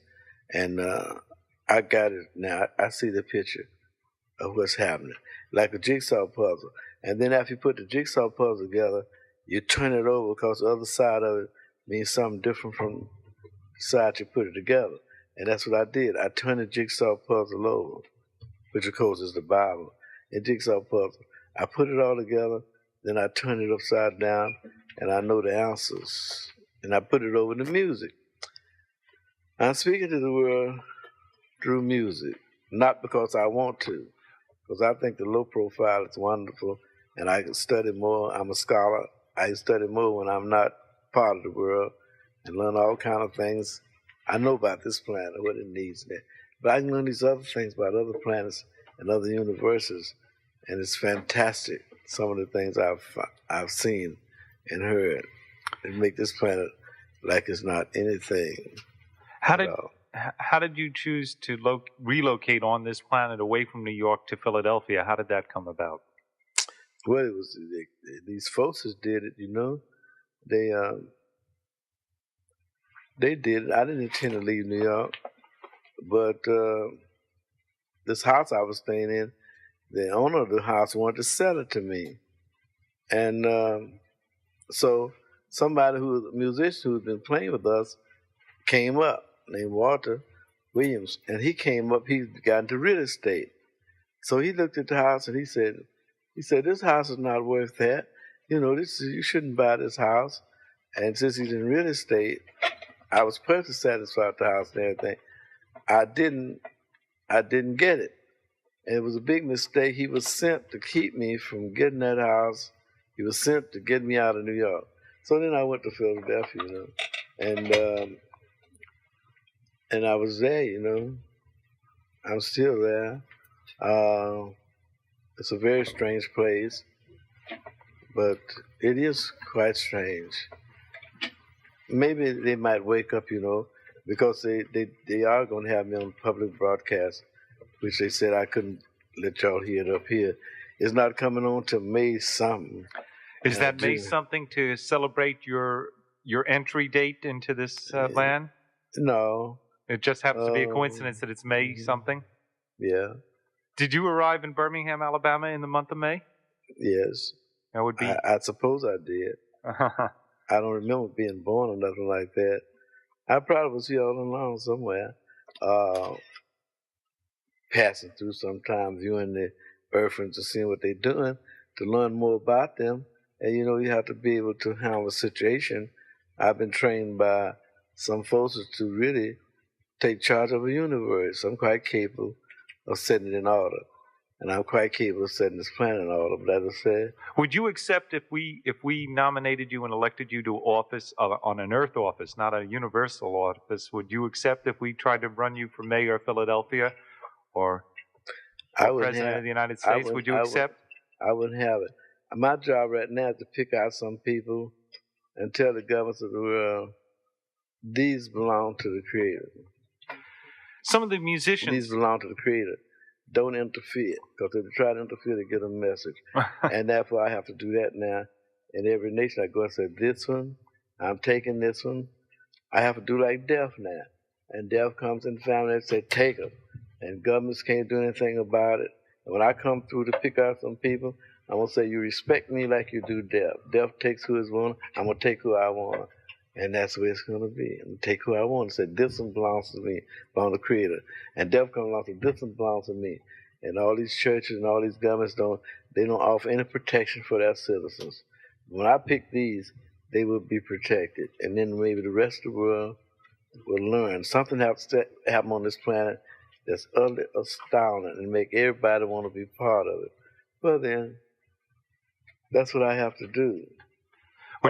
Although people ain't worth 2 cents and a half, I didn't make them. I wouldn't make nothing like that. But there are some folks that are really interested in people that sent me here. I was sent here. I'd like to ask you about some people who are interesting to us and certainly were associated with you. The clear, direct reference to a major jazz band leader that you worked with in your early years is Fletcher Henderson. A lot of people know of that, and you've spoken of Fletcher Henderson tonight. Then there's Stuff Smith, who thankfully one of the recordings survives, and we've heard it. In fact, the first time I heard it, you played it in this room, which was really something, another way of you giving the music when you brought it here for us so many years ago. Some people I respect, like Fess Watley in Birmingham, Alabama. Could you tell us about Fess Watley? There are these educators, many of your musicians, and in a way this is a linkage between, because your musicians were trained largely by Walter Dyer at DeSable High School, and you met one of the great black educators who organized a school system with music in Birmingham. He had a Fess band. Watley, and a band. And Wilson Driver still survives from that. And I played with him, and he had this huge repertoire. Everything that was new came out, he had it.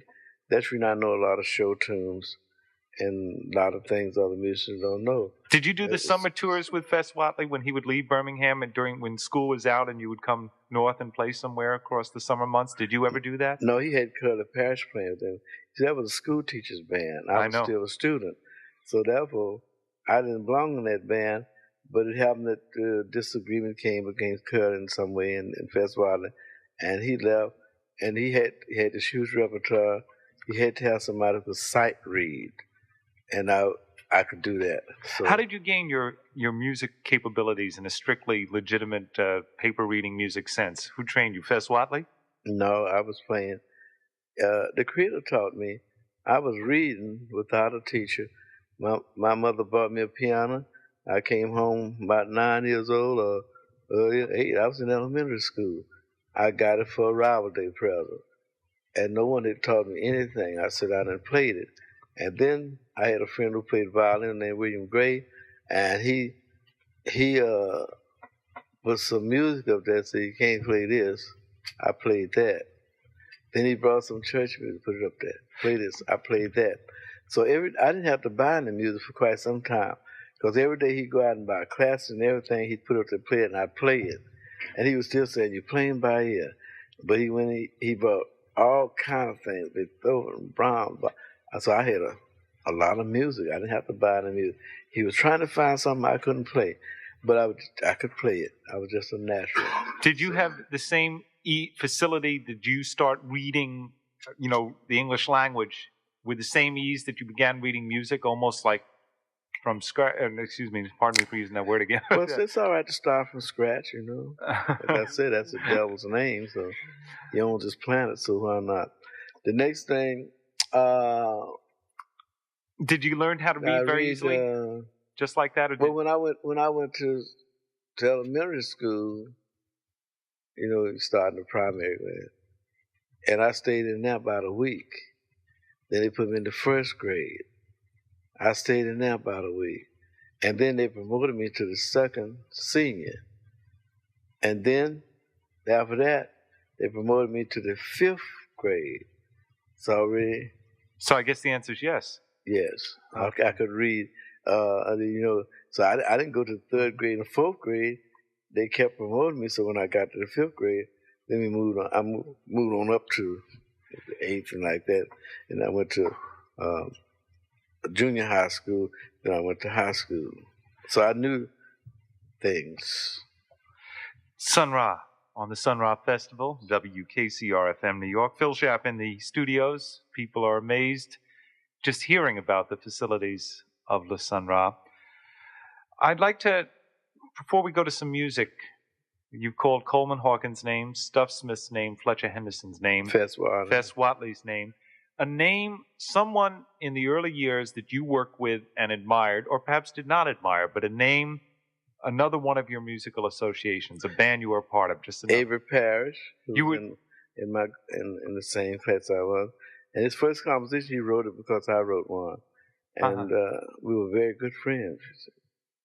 Avery Parrish was a keyboard player, though. If you played with him, what did you play? Well, I mean, piano. In fact, I went to his house quite often. We played duets together. 4 hands, 1 piano? Yeah. Wow. You didn't have recording devices then, though? No, he was ill. He got hit in the head and everything. And so I went, this is a case where I went to try to rehabilitate, and I could have done it too. But unfortunately, he left that city, and he came to New York, and he was killed in a doorway here. So they said he's mugged. But yeah, he's a good friend of mine. What do you think of After Hours, Avery Parrish's big hit? Oh yeah, that's fantastic. I mean, he was always well liked in school. Everybody liked Avery. He was a very likable person. He was very kind. Like his mother said, how could anybody hurt somebody like that? Because like she said, if he saw somebody that didn't have an overcoat, he'd give him his. His mother was talking about, he's always doing something like that. If he had some shoes, they didn't have any shoes, he'd give him that, and he'd wear his old shoes. He was very kind. In New York City, they said it, during the Depression, he was always have food for other musicians to come out. So, but I mean, nothing protected him. Which other members of the Bama State Collegians, the famous musicians who became Erskine, which other ones did you know as friends? Paul Bascom. Did you play? Bascom. Mm-hmm. Yeah, I played in Paul Bascom had a band. I played with him and Dud Bascom. Yeah, some more. That was an early band. I played in Fred Avery, Society's Troubadours. Played him. What about the that's band? A nice band. What about the band you brought to Chicago in late 1934? Was that your band? In a sense, it was. It wasn't a band that I mean, I liked everybody in the band, but it was forced upon me by the fellas in the band who wanted me to take over. I didn't want a band, because my low profile was valuable to me. But they just imposed. They just said, "Well, you just our leader." It really had been Ethel Harper's band. She's a school teacher there, and then they were getting so teased because the woman was leading the band until they fell for it. And they said, "Well, we have to have one of us." At least she brought a uniform and everything. She was dressed impeccably. She was all right. And I really resisted the idea. They were insistent, you see. Well, there were some folks that wanted to really get rid of the band.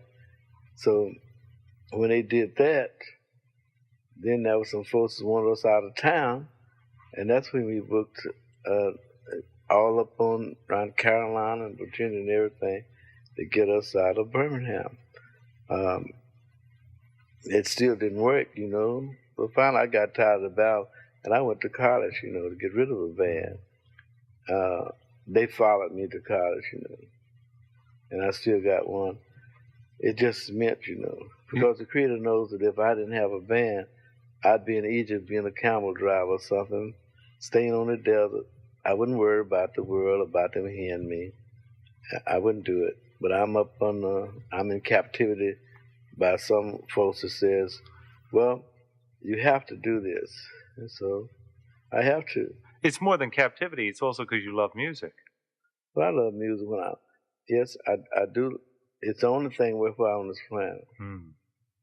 Well, let's hear It's some pure, music. you know. It's pure. Could you tell us about this music you brought for us, the Wilbur Ware thing?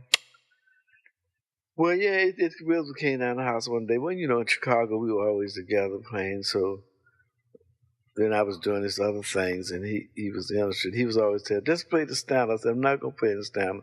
Play what we played in Chicago. I said, I'm not going to do that. You have to play what I'm playing now. And so he came on down to the house one day, and I recorded that. It's very nice. And so he was playing avant-garde, you know. He played it.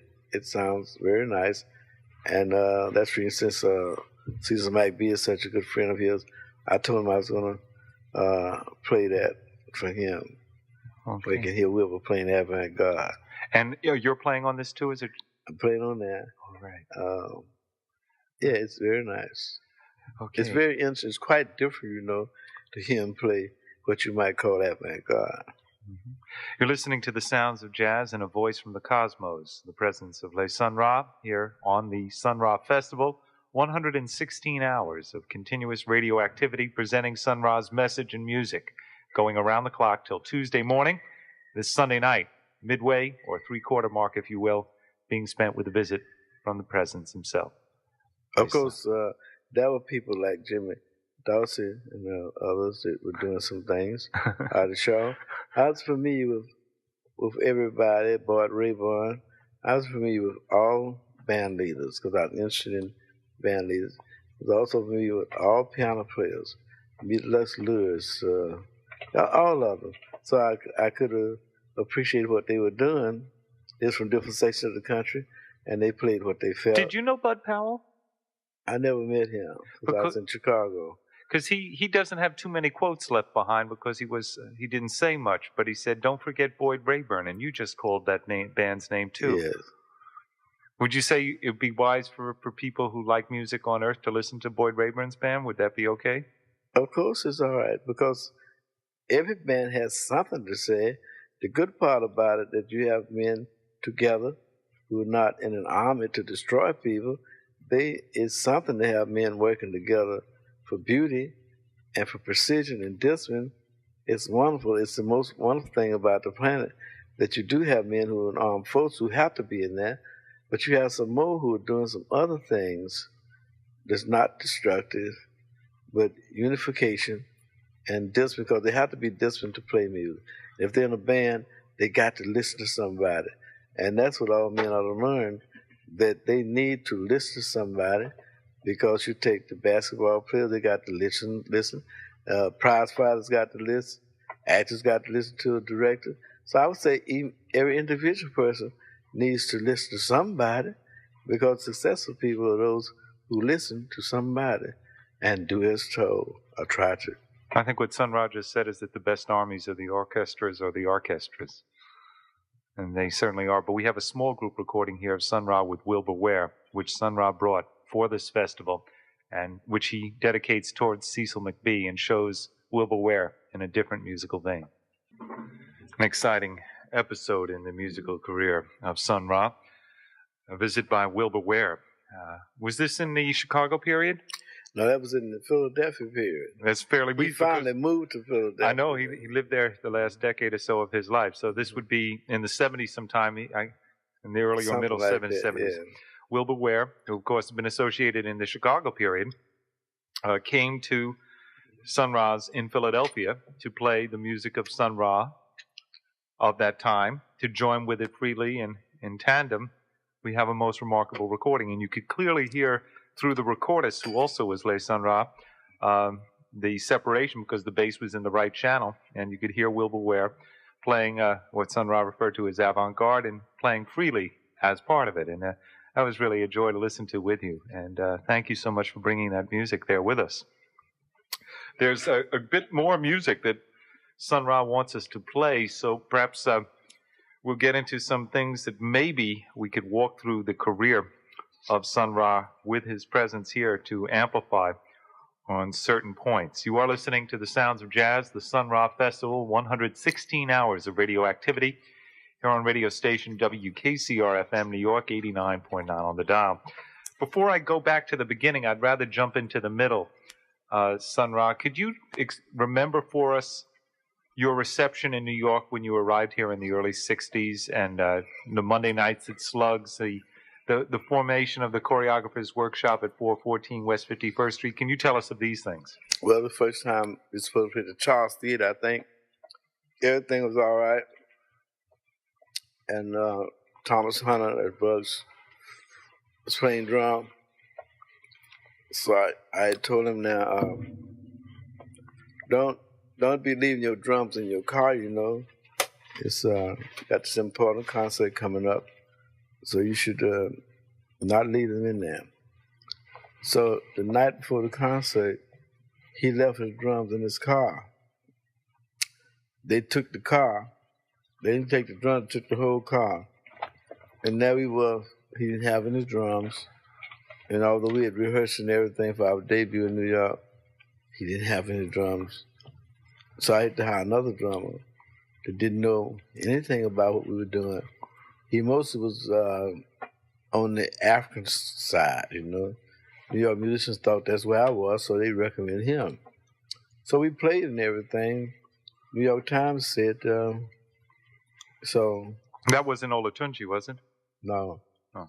We played the Charles Theater, and the New York Times said that the musicians took out their weapons and they began to play. That's what they said, took the weapons out.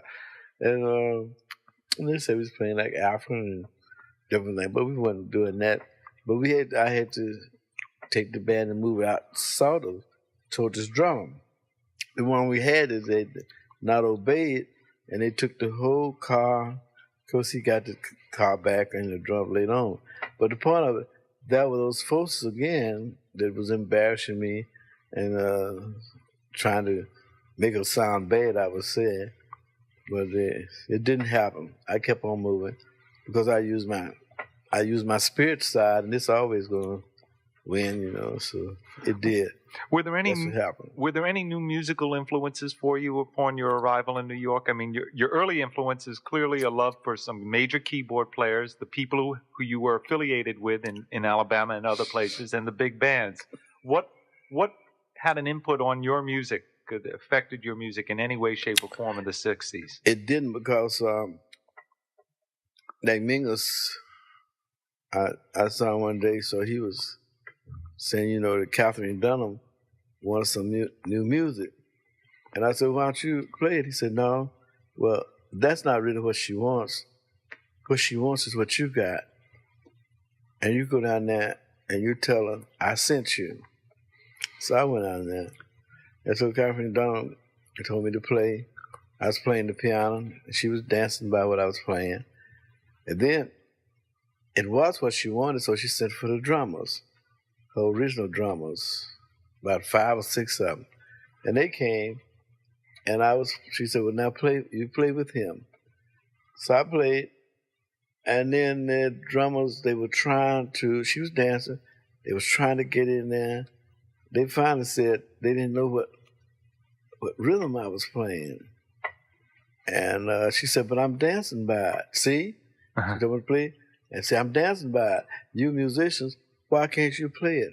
They said, we don't know. We just can't. It's another kind of idiom. And we've been all over the world with you. We've been in Africa. We've been in South America. We've been everywhere. We're professional drummers. But what he's playing, we cannot attach to it. We don't know what it is. So then again, she danced by it again. Said, see, this is the way it goes. And so that was it. They couldn't play with me. So that's when, she had to abandon the idea. But that's Mingus sent me there and said that she would like it. And I had it. She had it too. But the musicians did. The musicians who were with your orchestra, though, had it. And one question, something does appear to my ears. Now, I can very easily be wrong on this point, but it seems to me after you come to New York, or perhaps even starting before then, but certainly in the 60s, the length of the solos in your performances grows. that you're now giving a longer period of time to the improvisations on the music of the orchestra to your leading soloists, including yourself. Oh yeah, well I did that. I'm going to do it even more extensively now that they got the ABCs of what I'm doing up to a certain point. But I'm dealing with something that is somewhere else. I got a photograph of John standing looking at me terrified. It's most remarkable. He's standing in the wings, terrified. I don't know what I was playing or what I was saying, but the terror is there. He was afraid. So a lot of times, sometimes I might say something to a musician or play something, and like a tenor man is playing me in Europe, Ronald Wilson. One night he told me, he said, "You're scaring the hell out of me." And like another time in Chicago, a guitar player from Kansas City, last name was White, I was playing something, and he practically fell off the stage when I hit this chord. And then another time at the Symphony Theater, I did hit a chord, and the two fellas playing the bells fell off the stage with they said that chord sounded like the end of the world, and they were so scared they fell off the stage. So I've had a lot of experience with music. Sometimes play something, and like for instance, I was playing in Cayman City one time, the Burlesque Club. The MC had a skit called "The Man with the Glass Head," and we had two bands there, two small groups. The other piano player would play for him, and it happened that the other piano player, the other group was whatever, in intermission for Charlie Ventura. So that made me have to play the music. So the comedian got up and he announced that, he couldn't do his skit because he had a different piano player. He doubted whether I could play that music. So I hit a chord on the piano. Everything jumped off the piano. The glasses, the music, it hit the floor when I hit that one chord. So he turned around, he looked, he said, "Well, maybe let's play what you want. I'm going to do this skit." So then he went on and did it. And after he got through, he told the people it was better than the music he had written. What was the name of the comedian? Do you remember? I don't even know his name. It was in a burlesque club. Uh-huh. And, he was a comedian and MC. This would be the late 40s in Chicago then? But I don't know nothing about dates, but maybe so. Because I always played low profile, and that was very good because I was playing in a burlesque club. I wasn't really being featured. Although one night the folks just jumped over in there, and two men out there kept on hollering for the pianist to play Clair de Lune, and they had to stop the show, and I had to play it. The only person to play it, but I had it sitting right up there before me. Is it true that Errol Garner heard you play Clair de Lune? Is that just part of the? Well, he came to Birdland when I was there. The waitress came in. It was really one of the most embarrassing scenes for me. And she came. She introduced me to Errol Garner. And then she told me, "Now you sit right here on the front seat of Errol Garner and learn how to play the piano. Now Sunrise playing the piano, and you sit down here and learn how." And he didn't say nothing. He sat right on the front seat. Mm-hmm. So there's some truth to the thing, but you don't know whether you played Clair de Lune or whether that was. I don't know what I played during that particular night. I was always doing something. I had a nice arrangement on Clair de Lune. So it might be. So the whole story might be true. Mm-hmm. It was before. It wasn't just for him. No. People was in the club. This isn't just for me, but I'm thrilled to be here listening to Sun Ra speaking. My name is Phil Schaff. This is a live interview, the highlight of our Sun Ra Festival. Sun Ra's presence in the control room has created some energy. The information is flowing. The music will be heard. I did meet Roy Eldridge early in Cincinnati. I met Zach White. I really was meeting everybody. That was it. What did you think of Zach White's band? Oh, he had a good band. Zach White, and the Bobo Mills. Yeah. I never did hear them in person, but I did have some records. I knew about them. There are two questions I'd like to ask Sun Ra now. Let's start with records since you just mentioned them. When you were growing up, did you have records? And did you continue to collect and listen to records across your career? And what are some records you might point us towards? I had all the records of all the masters. Because I was being guided. Nobody was teaching me about jazz, but I knew the masters. I first heard Charlie Parker. I knew that was it, Jay McShann. And you heard Parker on the McShann records? McShann. Hootie Blues? Yeah. And then I had Duke Ellington playing Jazz Cocktail and Lightning. And I had those records. And I had Fletcher Henderson playing Yeah Man and other things like that. I had Fats Waller. I had Art Tatum.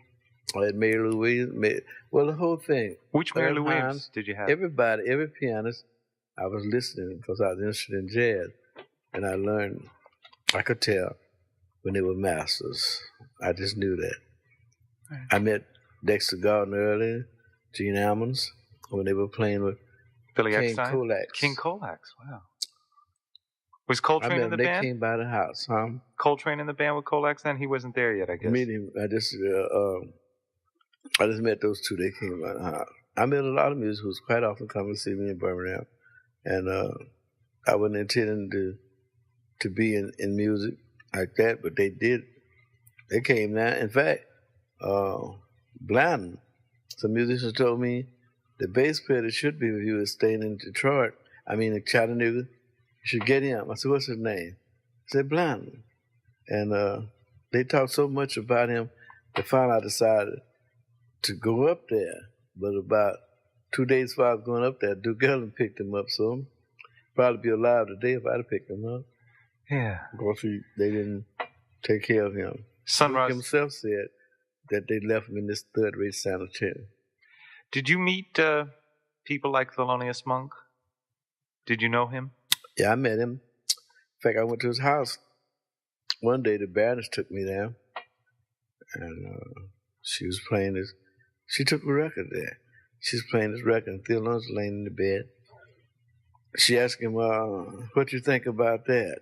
It was your record. Mm-hmm. His wife said, it's too far out. Thelonious said, but it swings. Ooh, that's a nice compliment. So we've isolated some of the records you had during a growing up period or initial period in your being here. Included the Fletcher Henderson Blue Label Decas with Yeah Man and I guess you had Queer Motions. You must have had that. I had that. I met Freddie Webster. He played with Fletcher. You met Freddie Webster? Maybe 2 nights. And then he died. I heard that he died while he was in Chicago. I don't know how true that was. That's probably why he didn't continue playing with us. When Freddie Webster played with Fletcher Henderson, you weren't there? Yes, I was there. You were there those 2 nights? Yes, and Club de Lisa. They said he was featured on Body and Soul and it sounded beautiful. Yeah, he really played wonderfully on everything. I was quite thrilled by it because I had some of his records too. And I knew he was a master, but unfortunately, they don't play his records or anything like that now. But he did some beautiful things. Oh, they're beautiful. It doesn't matter. Just things happen where a lot of masters came through here, and it didn't stay too long. He's one of them because he was over in some dope or something. They said. Yeah, that's what happened. They say. He died. He played the 31st of March and the 1st of April of 1947 with Fletcher Henderson's orchestra, which also means since you were there that you were with Fletcher Henderson on those days. Hey, what year was that? 47, March 31st and April 1st of 47.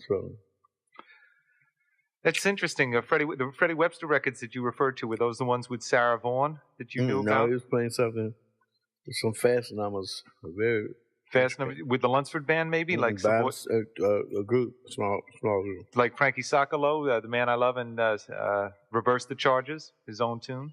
You can't remember. It was something else. Mm-hmm. Okay, well, I don't know what it was, but I remember it if you call her.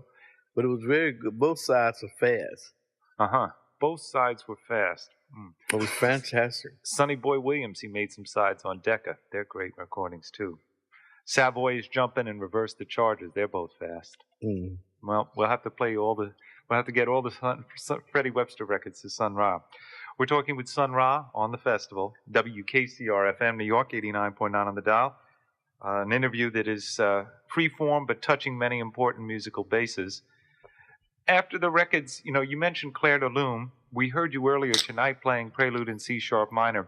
In the classics, the classical composers, who impresses you? Where do you hear something that you can feel and enjoy? Well, all of them, because I can.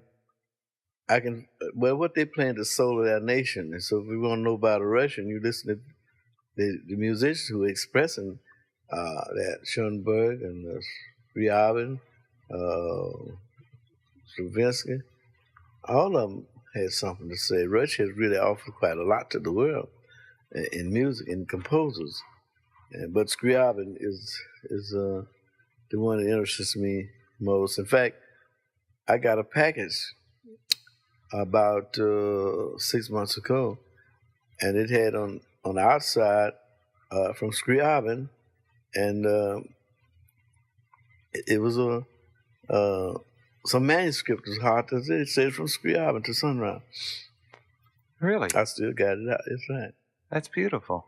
And it had Scriabin. Then it had the date he was born and the day he died down in Scriabin, so, and it came through the mail. And up there, it has from Scriabin. My word. So that was very intriguing. In fact, when it was Christmas, I got a card and it said from Fletcher Henderson. You got one of those Christmas cards that he used to set out with the pictures in? I think so. Yeah, pictures on there. Yeah. And it said that was his calling card. It said from Fletcher Henderson. So I don't, it's something else happening around me. Right. I'm able to accept any impossibility at this point. How about the non-Russian 20th century composers, or early 20th, late 19th, Debussy? Yes, I used to play. Well, yes, kind of. Some more things he had too, beautiful, pianistic, and Brahms and Beethoven. All of them, I played that.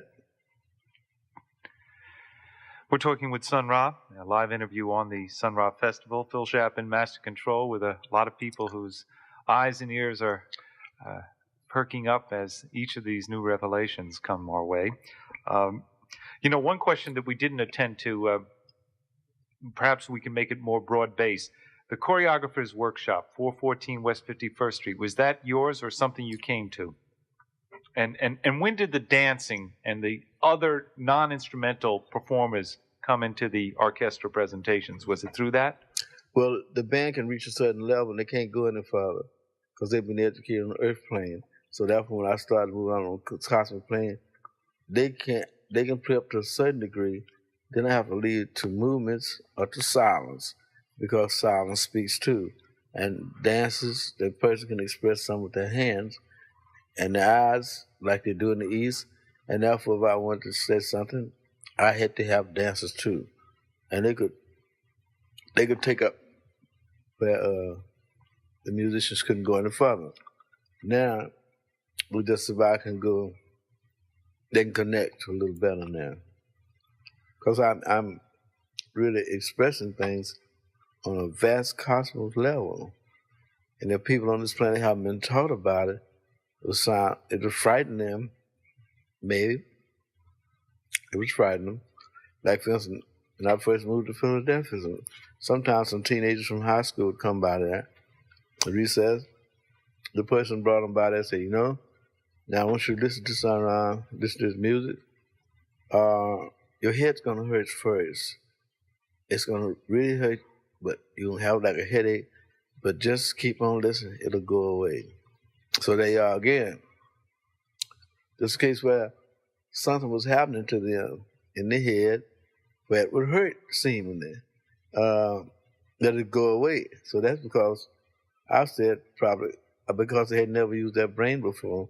I was activating their brain and it hurt. When you use an organ that you haven't used before.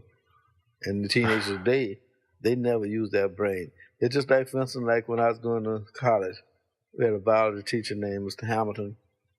He'd always say, well, man got two brains. He got one at the base, up top of his backbone, and one at the bottom of his backbone, and he never used the one at the top. I found out quite true. Sun Ra. Here are a series of questions that have been offered from other members of our KCR staff. We have one from Elliot Bratton.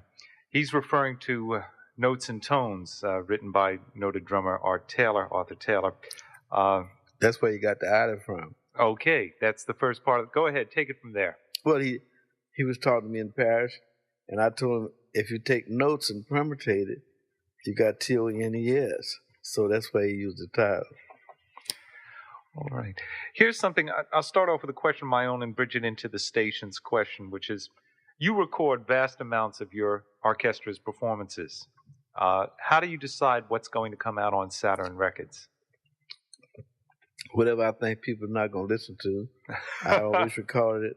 Well, it would take them some time to maybe 20 years, 30 years before they'd really hear it. And I recorded that deliberately because I said, I'm not a politician, I'm not a minister, I'm not anything that this planet honors. And so therefore, I didn't want to go through that starving in the attic and all that foolishness on artists. I know I'm an artist. So I wanted to bypass that particular trauma they put on artists. And sure enough, I have had difficulty.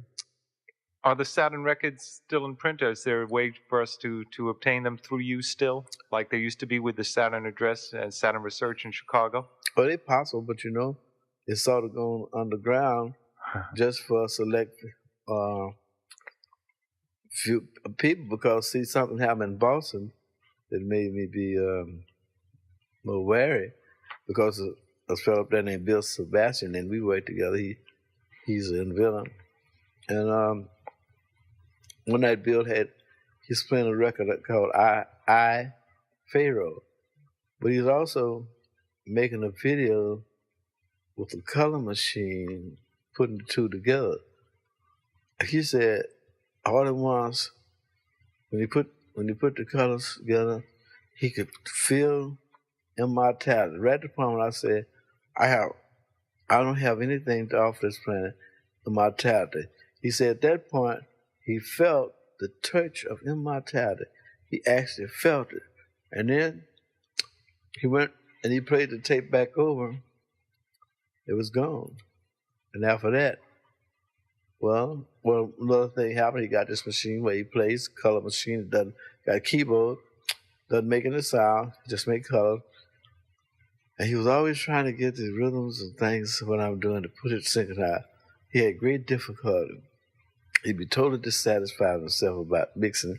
So one night, I decided to play it over. I said I wasn't going to play it because in order to play it, you have to put this electronic bracelet where the electric current comes to your body into the machine.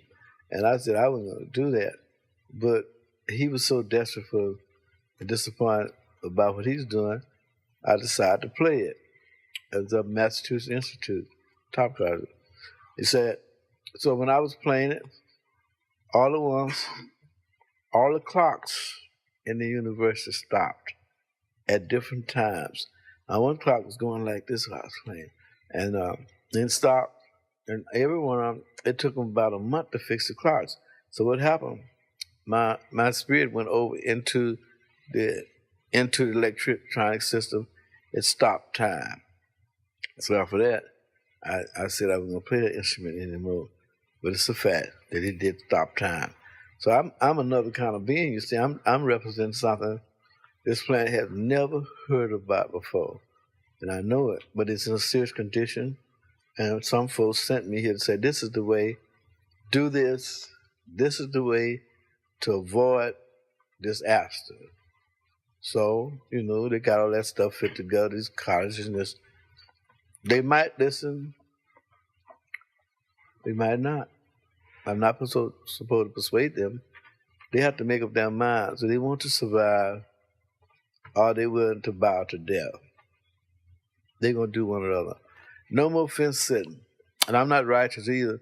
So therefore, if I was righteous and all that, they'd probably follow me like they follow Kamini over there in Iran, He probably would. But I'm not. I'm not interested. That's not my department. I'm representing something else that affects every nation on this planet. And that's the part that's got me slowed up, because all these nations are bad as far as I'm concerned. I mean, they're bad and they're violent, and they going the wrong way, and their opinion is horrible. But I've been to a lot of different countries. In every country, really, basically speaking, I found that people were very pleasant. Tell me, Sun Ra, switching now to the music and the being that is your orchestra, could you do anything with a statement to parallel in your music of the cosmos the experiences of yourself and the orchestra to the history of the Duke Ellington Orchestra, in terms of, let's say, the Reed section being together for so long and a longevity of composition and presentations? Do you feel any kinship in that respect? Duke used some of my music. You know, he used Pat Patrick. Yes. And he used Nelson Williams, the trumpet player. Mm-hmm. He also used Roy Burroughs, who's playing with me now. He knew about me, so did his son. Mercer. They knew. When did you have Nelson Williams? In the 40s, in your earliest? In Birmingham. That early? That's where he came from. At least that's where I met him. It's a wonderful musician in Birmingham. He's in that band that came to Chicago then? The one? No, different one. He was sort of like he's playing so much till a lot of people didn't consider him to be using in the Black Fitzwater. He wouldn't have used him. You know, Birmingham was sort of like an aristocratic center. It was really society. In fact, while I was there, I never did play in what you call a tavern. I played for social clubs, black ones, who had their social clubs, and they'd be together and they'd rent a place. And every week you had a social affair to go to with the tuxedos and the eating drink. And that's what it was. It was another kind of society. It was in a white world, but it was some people that were together, and they were very beautiful. But when I came to other cities, it wasn't like that. They didn't have what Birmingham had. They had taverns and all like that, nightclubs, and I wasn't used to that. I was used to playing for society things. We're talking with Sun Ra. This is Radio Sun Ra, WKCR-FM New York. This is a live, ongoing interview. Sun Ra has some music that we're going to get to at the conclusion of this interview that he feels is very important, which he made a special effort to literally, physically bring to us as well as prepare for us. Perhaps we could, since I'm a little bit too much with the dates and you're not, let's go backwards through some of the points that we've touched on. Is there a possibility that you will be some sort of cultural official in Europe? Is there some talk of this? This is a recent news. Can you talk of that? Well, it's over in the International Herald about it. And you mean the International Herald Tribune, the paper? Yeah. Yeah. And it had some statements in there about, psychic things. They put it in there. And then they mentioned about France. And France said, well, it was so expensive now, what I wanted to do. So they backed down off of because of the expense. But they'd be spending millions of dollars for defense. And the greatest defense is beauty and art and culture, something that is often some worthwhile to nations instead of bullets. And that's the greatest. So they should spend some money for that. They're still talking about it, First, they didn't realize that, but they've been trying to, copy it and play it. And the chords are different and in between the cracks and all that.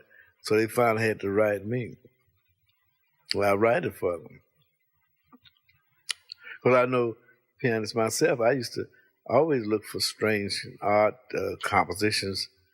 That's when I know about David Rose and everybody, because I was really sincerely looking for something different. I knew somebody doing something beautiful. And I spent a whole lifetime looking for those kind of people. So I know about a lot of things that other musicians don't know.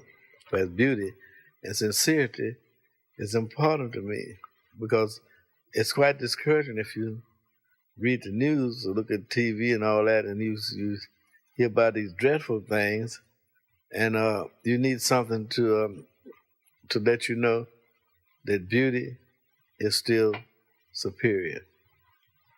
You have some beautiful people in the orchestra. Could you speak of them individually, the Pat Patricks, the people who are with you?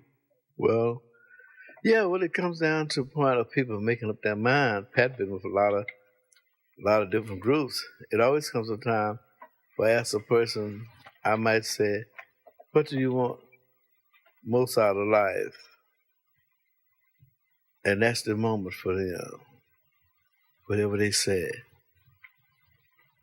it will happen. Because you see, like one time in Chicago, the MC stopped the show, plays packed with people, and said, John Gilmore, step forward. So John came out. What do you want most out of life? Stop the show. And John said, I like to travel. But I always be telling John, but you didn't ask for any money, John. Can you talk a little bit about So Marshall? then, Go ahead. you just have to be careful with what you're saying. I wasn't too careful. I said I wanted to help this planet. And the Creator sent me the means of doing it. Sorry I said it at this point. And I look at these teenagers, and they can't nobody control them. But it's a possibility, a strong possibility I can. I don't be around them much, but I know some sub-teenagers. One day I was sitting in the park in Harlem. Some sub-teenagers came by, about 12 of them or more, and they was over there, talking to one another. I was sitting on this bench. They passed by, and went over in another corner, past me and left. They was over there talking and whispering one another. Finally, one of them came over to me and said, we were discussing you. Are you our brother? And I said, what do you mean by that? I said, sometimes a brother is someone initiated over into a secret order. Then some of them were born brothers, but which one do you mean? So then he went back over there to them. And then he came by me, all of them filed past me again. And the last one came and said, we've decided that you are our brother, but we don't have anything to give you but this. And they gave me a matchbox. They said, that's all we have. But they gave you are our brother. Another time in Philadelphia, I was going up to catch the elevator, and it was a passage that you had to go through from one side to the other way. It's a tunnel, and you could nobody see you. There's about 7 teenagers out there, 8. And all of them, when I got in that, they ran and they surrounded me. And then one of them said, but he's our brother. And they left. But they had these people really surrounded. But that's what they decided. So that's twice where it happened. It happened twice. And in Germany, when a German woman said I was going to get all the teenagers in the world, and they were going to do what I said. I said, well, I don't ever be around them. As far as I'm concerned, they'll chip off the old block, and the old blocks ain't no good. So why would you do? He said, yes, that is going to happen. And she said it before 2,000 people. What did you know about, and what did you make of Papa Joe Jones, who also was one of the great musicians to come out of Birmingham? Oh, well, he was really playing something different. He had a sense of humor and remarkable, We're talking he had this Sonny, and he was playing it on his drums. He was playing Sonny on his drums? I mean, Sonny Disposition. He's playing it. Sonny Disposition. Was he playing Sun Ra? Well, he didn't know too much. He left Birmingham, went with Count Basin with maybe Moten. Benny Moten, you mean? Maybe with him. Yeah, I think of Lloyd Hunter, but yeah, he left Birmingham and he went. So I didn't know too much about him. I was still in high school. Yeah. We're talking. I knew about him. Mm-hmm. I didn't know too much. Like Teddy Hill, he came from Birmingham. He was in New York playing on the NBC quite often. I used to listen to him. He had a wonderful band. It was really together. People don't say much about him, but his band, I would say next to Fletcher Henderson, he would be the one I would say that really had his band. Dizzy played with him. Yeah. In fact, on those NBC broadcasts, I think Drew I think Chu Berry played with him. Yeah, Russell Procope, Chu Berry. It was wonderful. Bob Carroll, a tenor player who also I think is from Birmingham. Bob Carroll, the McCords are from, but he left early and he was older. Not familiar with him, but yeah, it was wonderful. So see, I was listening to the very best without anybody telling me what was the best. I just knew. Mm-hmm. A couple of questions about the '60s, and then we'll walk it through one more time. The jazz composers of new music, new sounds of the '60s, they formed an organization, JCOA, in '63. They gave some pivotal concerts, and then there was this October Revolution. And also in your Chicago area, there's the AACM. What was your interplay with them, and what did you think of the music? Well, they were talking different things, Dollar Cecil Tales and Arthur Shepherd and all that. We'd be sometime at 4 o'clock in the morning talking about the commercial forces wasn't doing anything about music and all that. And then we decided to give some affairs, to raise some money for the treasure. And then I was the one who had to put the advertise. I made advertise.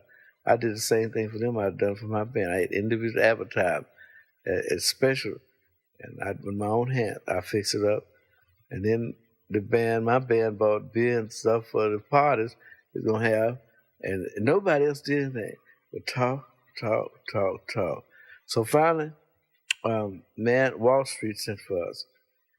And the man said, you're perfectly right about the commercial photo system, and you're right, they need to do something about music. I give grants in New York. We're ready. Where the rest of the fellows? Wasn't before of us there. Paul Bley, Roswell Rudd, Alan Silver, and myself. He said, where the rest of the fellows? Now, they did all that. They didn't show up. They knew about it. So then I said, well, they're not here. He said, well, you can get this money, $1 million or $2 million for to really do something about the music. They're not here. He said, now, well, what you have to do, you select or elect one of you as the leader, and you can get this money. So then they couldn't decide who to pick out to be the leader. Paul Blay said, well, we on the freedom thing, so we don't have no leader and all that. The man said, well, okay, what I'll do is I'll make myself the leader, and we still can get this money. You can't get anything without a leader. Somebody has to be appointed so you can do that. That's where we do business. So I said, no, if musicians don't respect one of their own enough to do that, forget the millions. I don't want to be part of it. So we didn't get the millions. But I meant that I think musicians should stick together and support one another. And then people will follow the lead. But as long as they can't respect one another, well, they can't expect the world to respect them. And that's what's got to happen in America. They got to follow one person. One person is the leader. Did you go to their concerts, though? The JCOA thing, the Summer Garden concert? I'd be at every concert, see if they're stealing some of my stuff. But I had to see what they were doing, Speaking of stealing your stuff, do you feel that this whole rekindling of interest in these kind of weird recordings, I don't mean weird because it was abstract in its musical conception, but it was sort of like filtered down Hawaiian music, filtered down calypso music that they now referred to as exotica, and there's something of a revival of it. There was a lot of pop exotica in the 50s, but you were creating what might be called the most centralized and authentic presentations of exotica in the 50s to my ears. Well, some folks in America have been trying to do everything but respect me and do what is supposed to be proper. They've been doing it a long time.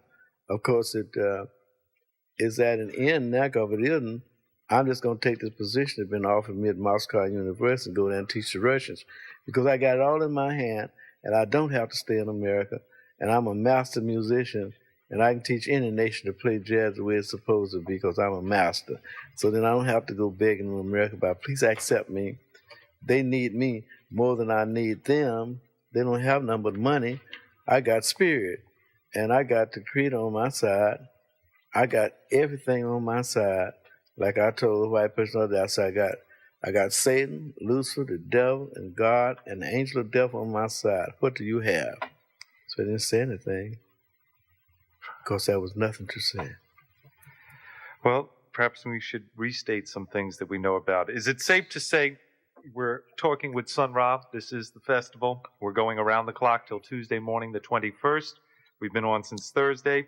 We've been here for several hours with Sun Ra himself. The music, the presence, the preferences, and a strong way of presenting cosmic neutrality. You were placed here in Birmingham, Alabama, in the month of May, around 1915 or so. Well, probably safe about the year 1055 or something. I'm just an arrival on this planet, you know. Right. I've been around quite some time. You might call me the Ancient of Days. I'm not of any generation, because I couldn't play the music I'm playing. Right. And the cosmic voice reached you as you were considered 3 in Birmingham. Well, I came from somewhere else. But that voice reached me through this, the maze and the dullness of human existence. It still could reach me because I'm pure and sincere. But if I hadn't been, it couldn't have reached me. I'd be like the rest of the people on this planet who are dense and in their wisdom is ignorance as far as I'm concerned. And nothing can get through to them because of the denseness they're in, the grossness they're in. But it did reach me because I came from somewhere else, and where I came from reached me and still reaching me, and it makes everything here nothing. It doesn't mean anything to me because it's not like where I came from. So I'm looking at something else. If I didn't know something else, this could be a very good planet. You can have a lot of pleasure with dope and sex and religion and different things. A lot of pleasures on the earth plane. But I know something else better because I've been part of it. That makes the difference. If I hadn't been part of something better than what's here, I could accept this as the ultimate. But I came from somewhere else, and where I came from, I was part of something that's so wonderful that no words to express it, and that's still embedded in me. Are you going to be allowed to go there again? Well, and is there jazz there? Jazz is what the Creator likes. Jazz is the main music, then, of the cosmos. It's creative, and that music came from the Creator directly. The rest of the stuff that's sad and sanctimony, he doesn't like that. And the Bible says so, where they got God saying, I hate your music. But see, of course, they don't read the book. But in the book plain says, I hate your music. But the Creator likes my music. In fact, every time if we're not working anything, and I say, well, put up my instrument so I can play for the Creator. And the other day, I hadn't rehearsed in quite some time. I told Danny, put up my instrument. He put the instrument up while I was playing, and Washington, D.C. called, wants to play 4 days of the theater. And Danny said, I'm beginning to see what you're talking about. You mentioned several times, not just this evening, about the big bands being something you're majorly impressed with. There's so many sounds, so many voices. Sometimes they sound like 2, sometimes they sound like 1, sometimes they sound like everybody's doing something individually. Did you strive, when you first started your first bands, did you strive to have as many sounds as possible and then kept adding pieces to get those sounds? Is that how it worked? Well, no, what happened in the Deep South, black people on a very oppressive region or something, well, they were made to feel like they weren't anything. So the only thing we had, was big bands. Unity, showing that some black men could be together, dressed nicely, doing something nice.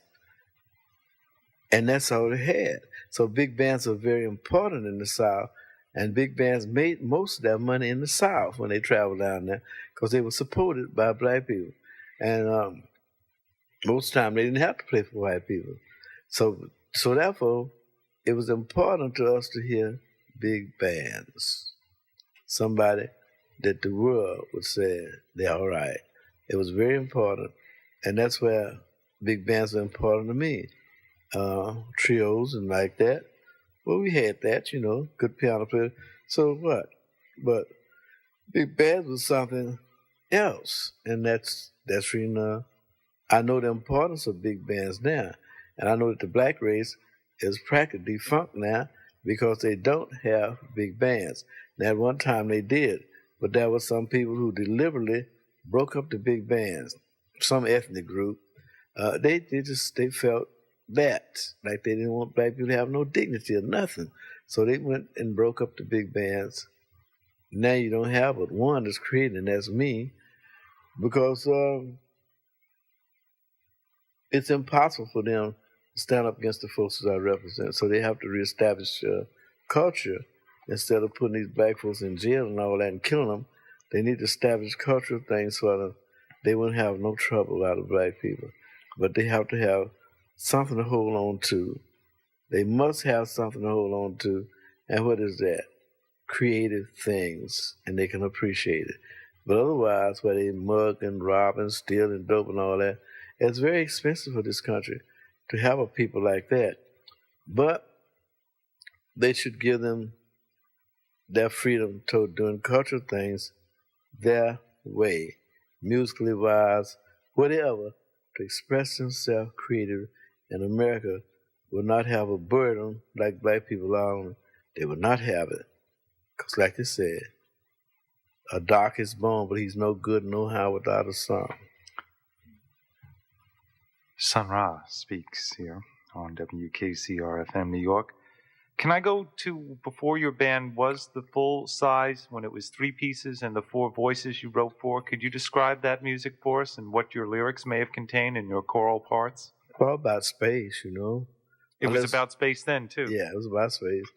That's what the trio was, Pat. It's about, so I wanted a space trio, you know, for my own edification and for my own pledges, because I didn't find being black in America a very pleasant experience, but I had to have something.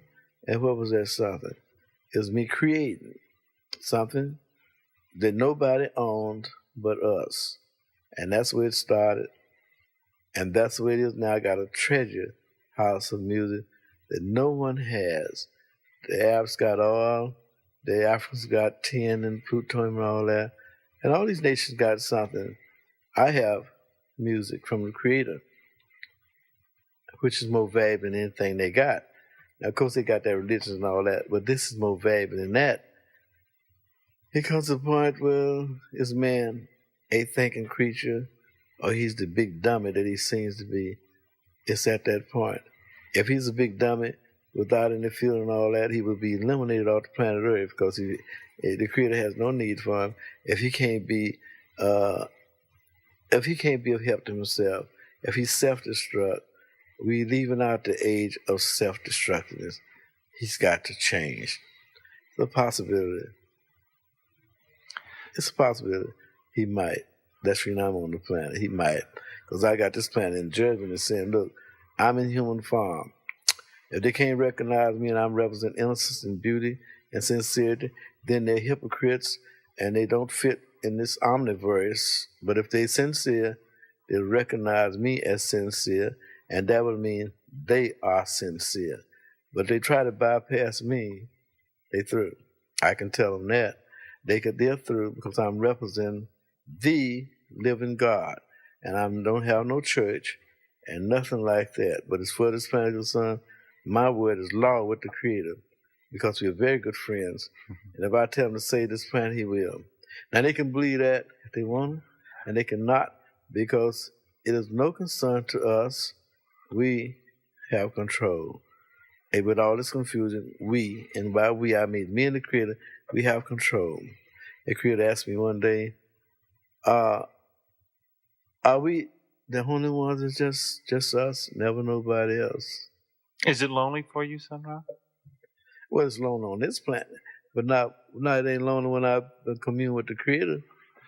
But it's lonely otherwise, because I don't have anybody who think like me, and they can't talk spiritual things like me, because they don't know the book, right. And they just don't know, because this planet has always been in darkness. Well, let's switch then to something that's much smaller, perhaps much, much, much more mundane, but it's something that we've talked about, and perhaps with many more people listening now, because this is the Sun Ra Festival. This isn't just one day in the presentations of your music.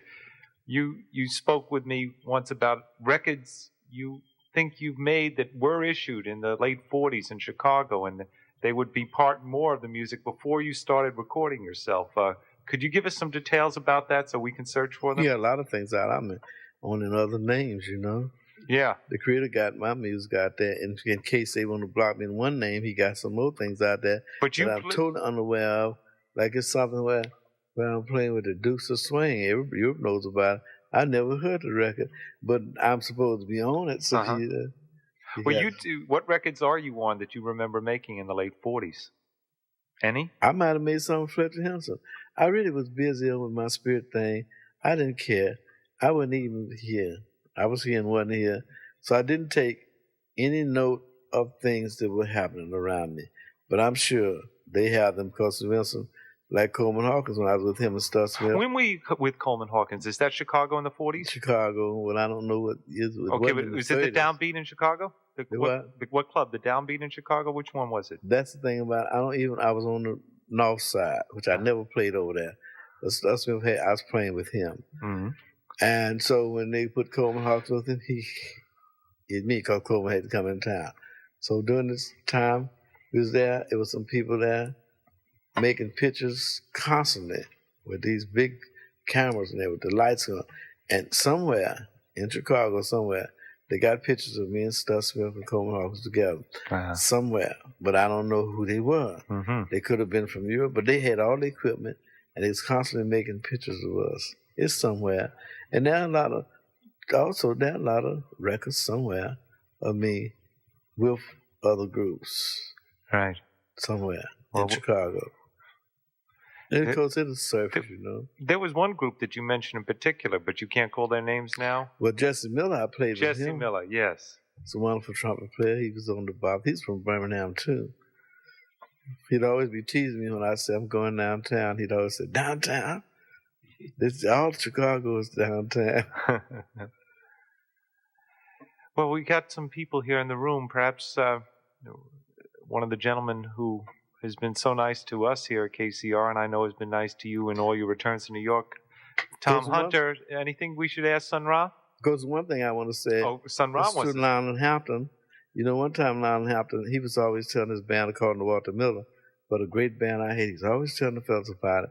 So finally, he called me up and everything. He wanted me to dress up in spacesuits, he and I, and had this big press party at, I think, at the Showboat here in New York. And I didn't go, so I know he might have felt that I ignored him. But it wasn't that. It just wasn't time, you know. I know he felt bad about it, like I ignored him, and he was trying to help me. But then I wasn't trying to be seen by people. I was trying to be the invisible person. So, because I'm not man, you know, I'm an angel. And they used to making that mistake just because I'm in human form. They make a mistake and don't judge me like they would a man, but I'm here for the interest of humanity. Would you like to play with Lionel Hampton? Once, I mean, or maybe more than once? I'd be delighted. Benny Carter told me the next time I give 100-piece band concert, don't forget him. I agree. He wants to be in it. So, you know, probably. So he was very thrilled about it. And so was Teddy Wilson, who I'd never met, but he was sitting in Russia and he said, oh, that's Sun Ra. So he got up, stopped eating, and came and shook my hand. And he said, keep on doing what you're doing. He knew about Angels and Demons at Play, Teddy Wilson. He did? He did. He said something about it? Yeah, he heard it. Oh. The album. He heard it on, he heard it. Mm-hmm. Well, a lot of things. That may have kindled his interest in you. They started putting things together. They'd be surprised at the testimony I've given to the fact that a person in human form can do beautiful things. You know, jazz still seems to be very important. I mean, the things that seem to, I mean, I'm excited because Sun Ra's here, and Sun Ra is an amazing figure to me. But the amazing figures, if we might draw some attention to them, you were Teddy Wilson, Coleman Hawkins, Stuff Smith, the figures. These legends, who you recognize as masters without having to read it in a book, are still important to you. I got a picture of me and Earl Hines together, too. And it's still important. And one of the Nichols brothers, too. He knew about it. A lot of things, you know. But I said, I'm more than what you call a musician. In fact, I'm thinking of just not calling myself a musician, calling myself a tone scientist or something else. Because I don't think musicians get proper respect in this country. So I realized, I went to Mexico, and the musician union blocked me from playing this theater, although I was booked in the Hidalgo, I think Hidalgo Theater. Advertised the paper and everything. The government brought me that. The musician union stood up and fought against me. So then we were there 2 weeks trying to play, and finally I really got very angry about the situation where musicians blocking a musician, and I'm a master musician. So the actors union stepped in, and they said, well, Sun Ra is an actor, and it could play in our name. And we did. The actors union stepped in. So I found out I had to get more respect to musicians. So I don't think Dexter Gordon got no respect until he made a picture. Uh-huh. Well, he should have won the Academy Award. The actors respected him. You see what I'm talking about? Yes, they did. But musicians have never gotten together and said, well, we're going to give something in honor of Dexter Gordon. The music in this country have never gotten together and honored somebody together or had a press party, anything. They never have done it. And yet, other sports and things do recognize the ones who are superior. And it's really time for musicians to respect it's just our 116 hours of radioactivity, but it is our offering here from this station of respect for you. Have called me utterly amazed, So maybe they'll wake up. I hope they do. They need to. We're talking with Sun Ra live on the Sun Ra Festival. Phil Schaap here in Master Control with the entourage is still here, and I'm supposed to ask some questions for they would yell at me if I didn't ask you about the Batman record. The Batman record. I did make the Batman record that became popular. I was playing organ on there. I don't even know what name they put on it, but I was playing the organ on this Batman record, the one that got famous. Mm-hmm. And I made it in New York under the auspices of Ed Bland, who came from Chicago, who made a movie there too about jazz. He made the first, but he was saying in the movie jazz is dead, had that theme. But he was quite wrong, Mm-hmm. But I made the record. It was the first documentary of me and the band. Spencer Weston has been with us and has, of course, been with you a lot. Is there anything we should ask Sun Ra? Spencer is very interested in jazz, and he's done quite a bit for it in Philadelphia. Anything we should ask Sun Ra before we play the new music that he brought to us this evening? Well, first of all, I'd like to say that I think that WKCR and you, Phil Schaap, and all the support that you provided for Sun Ra's music is very critical and very important to the survival of music, and probably even more important than music, the survival of humanity itself, because as long as I've known Sun Ra, the things that he talks about are the things that he is.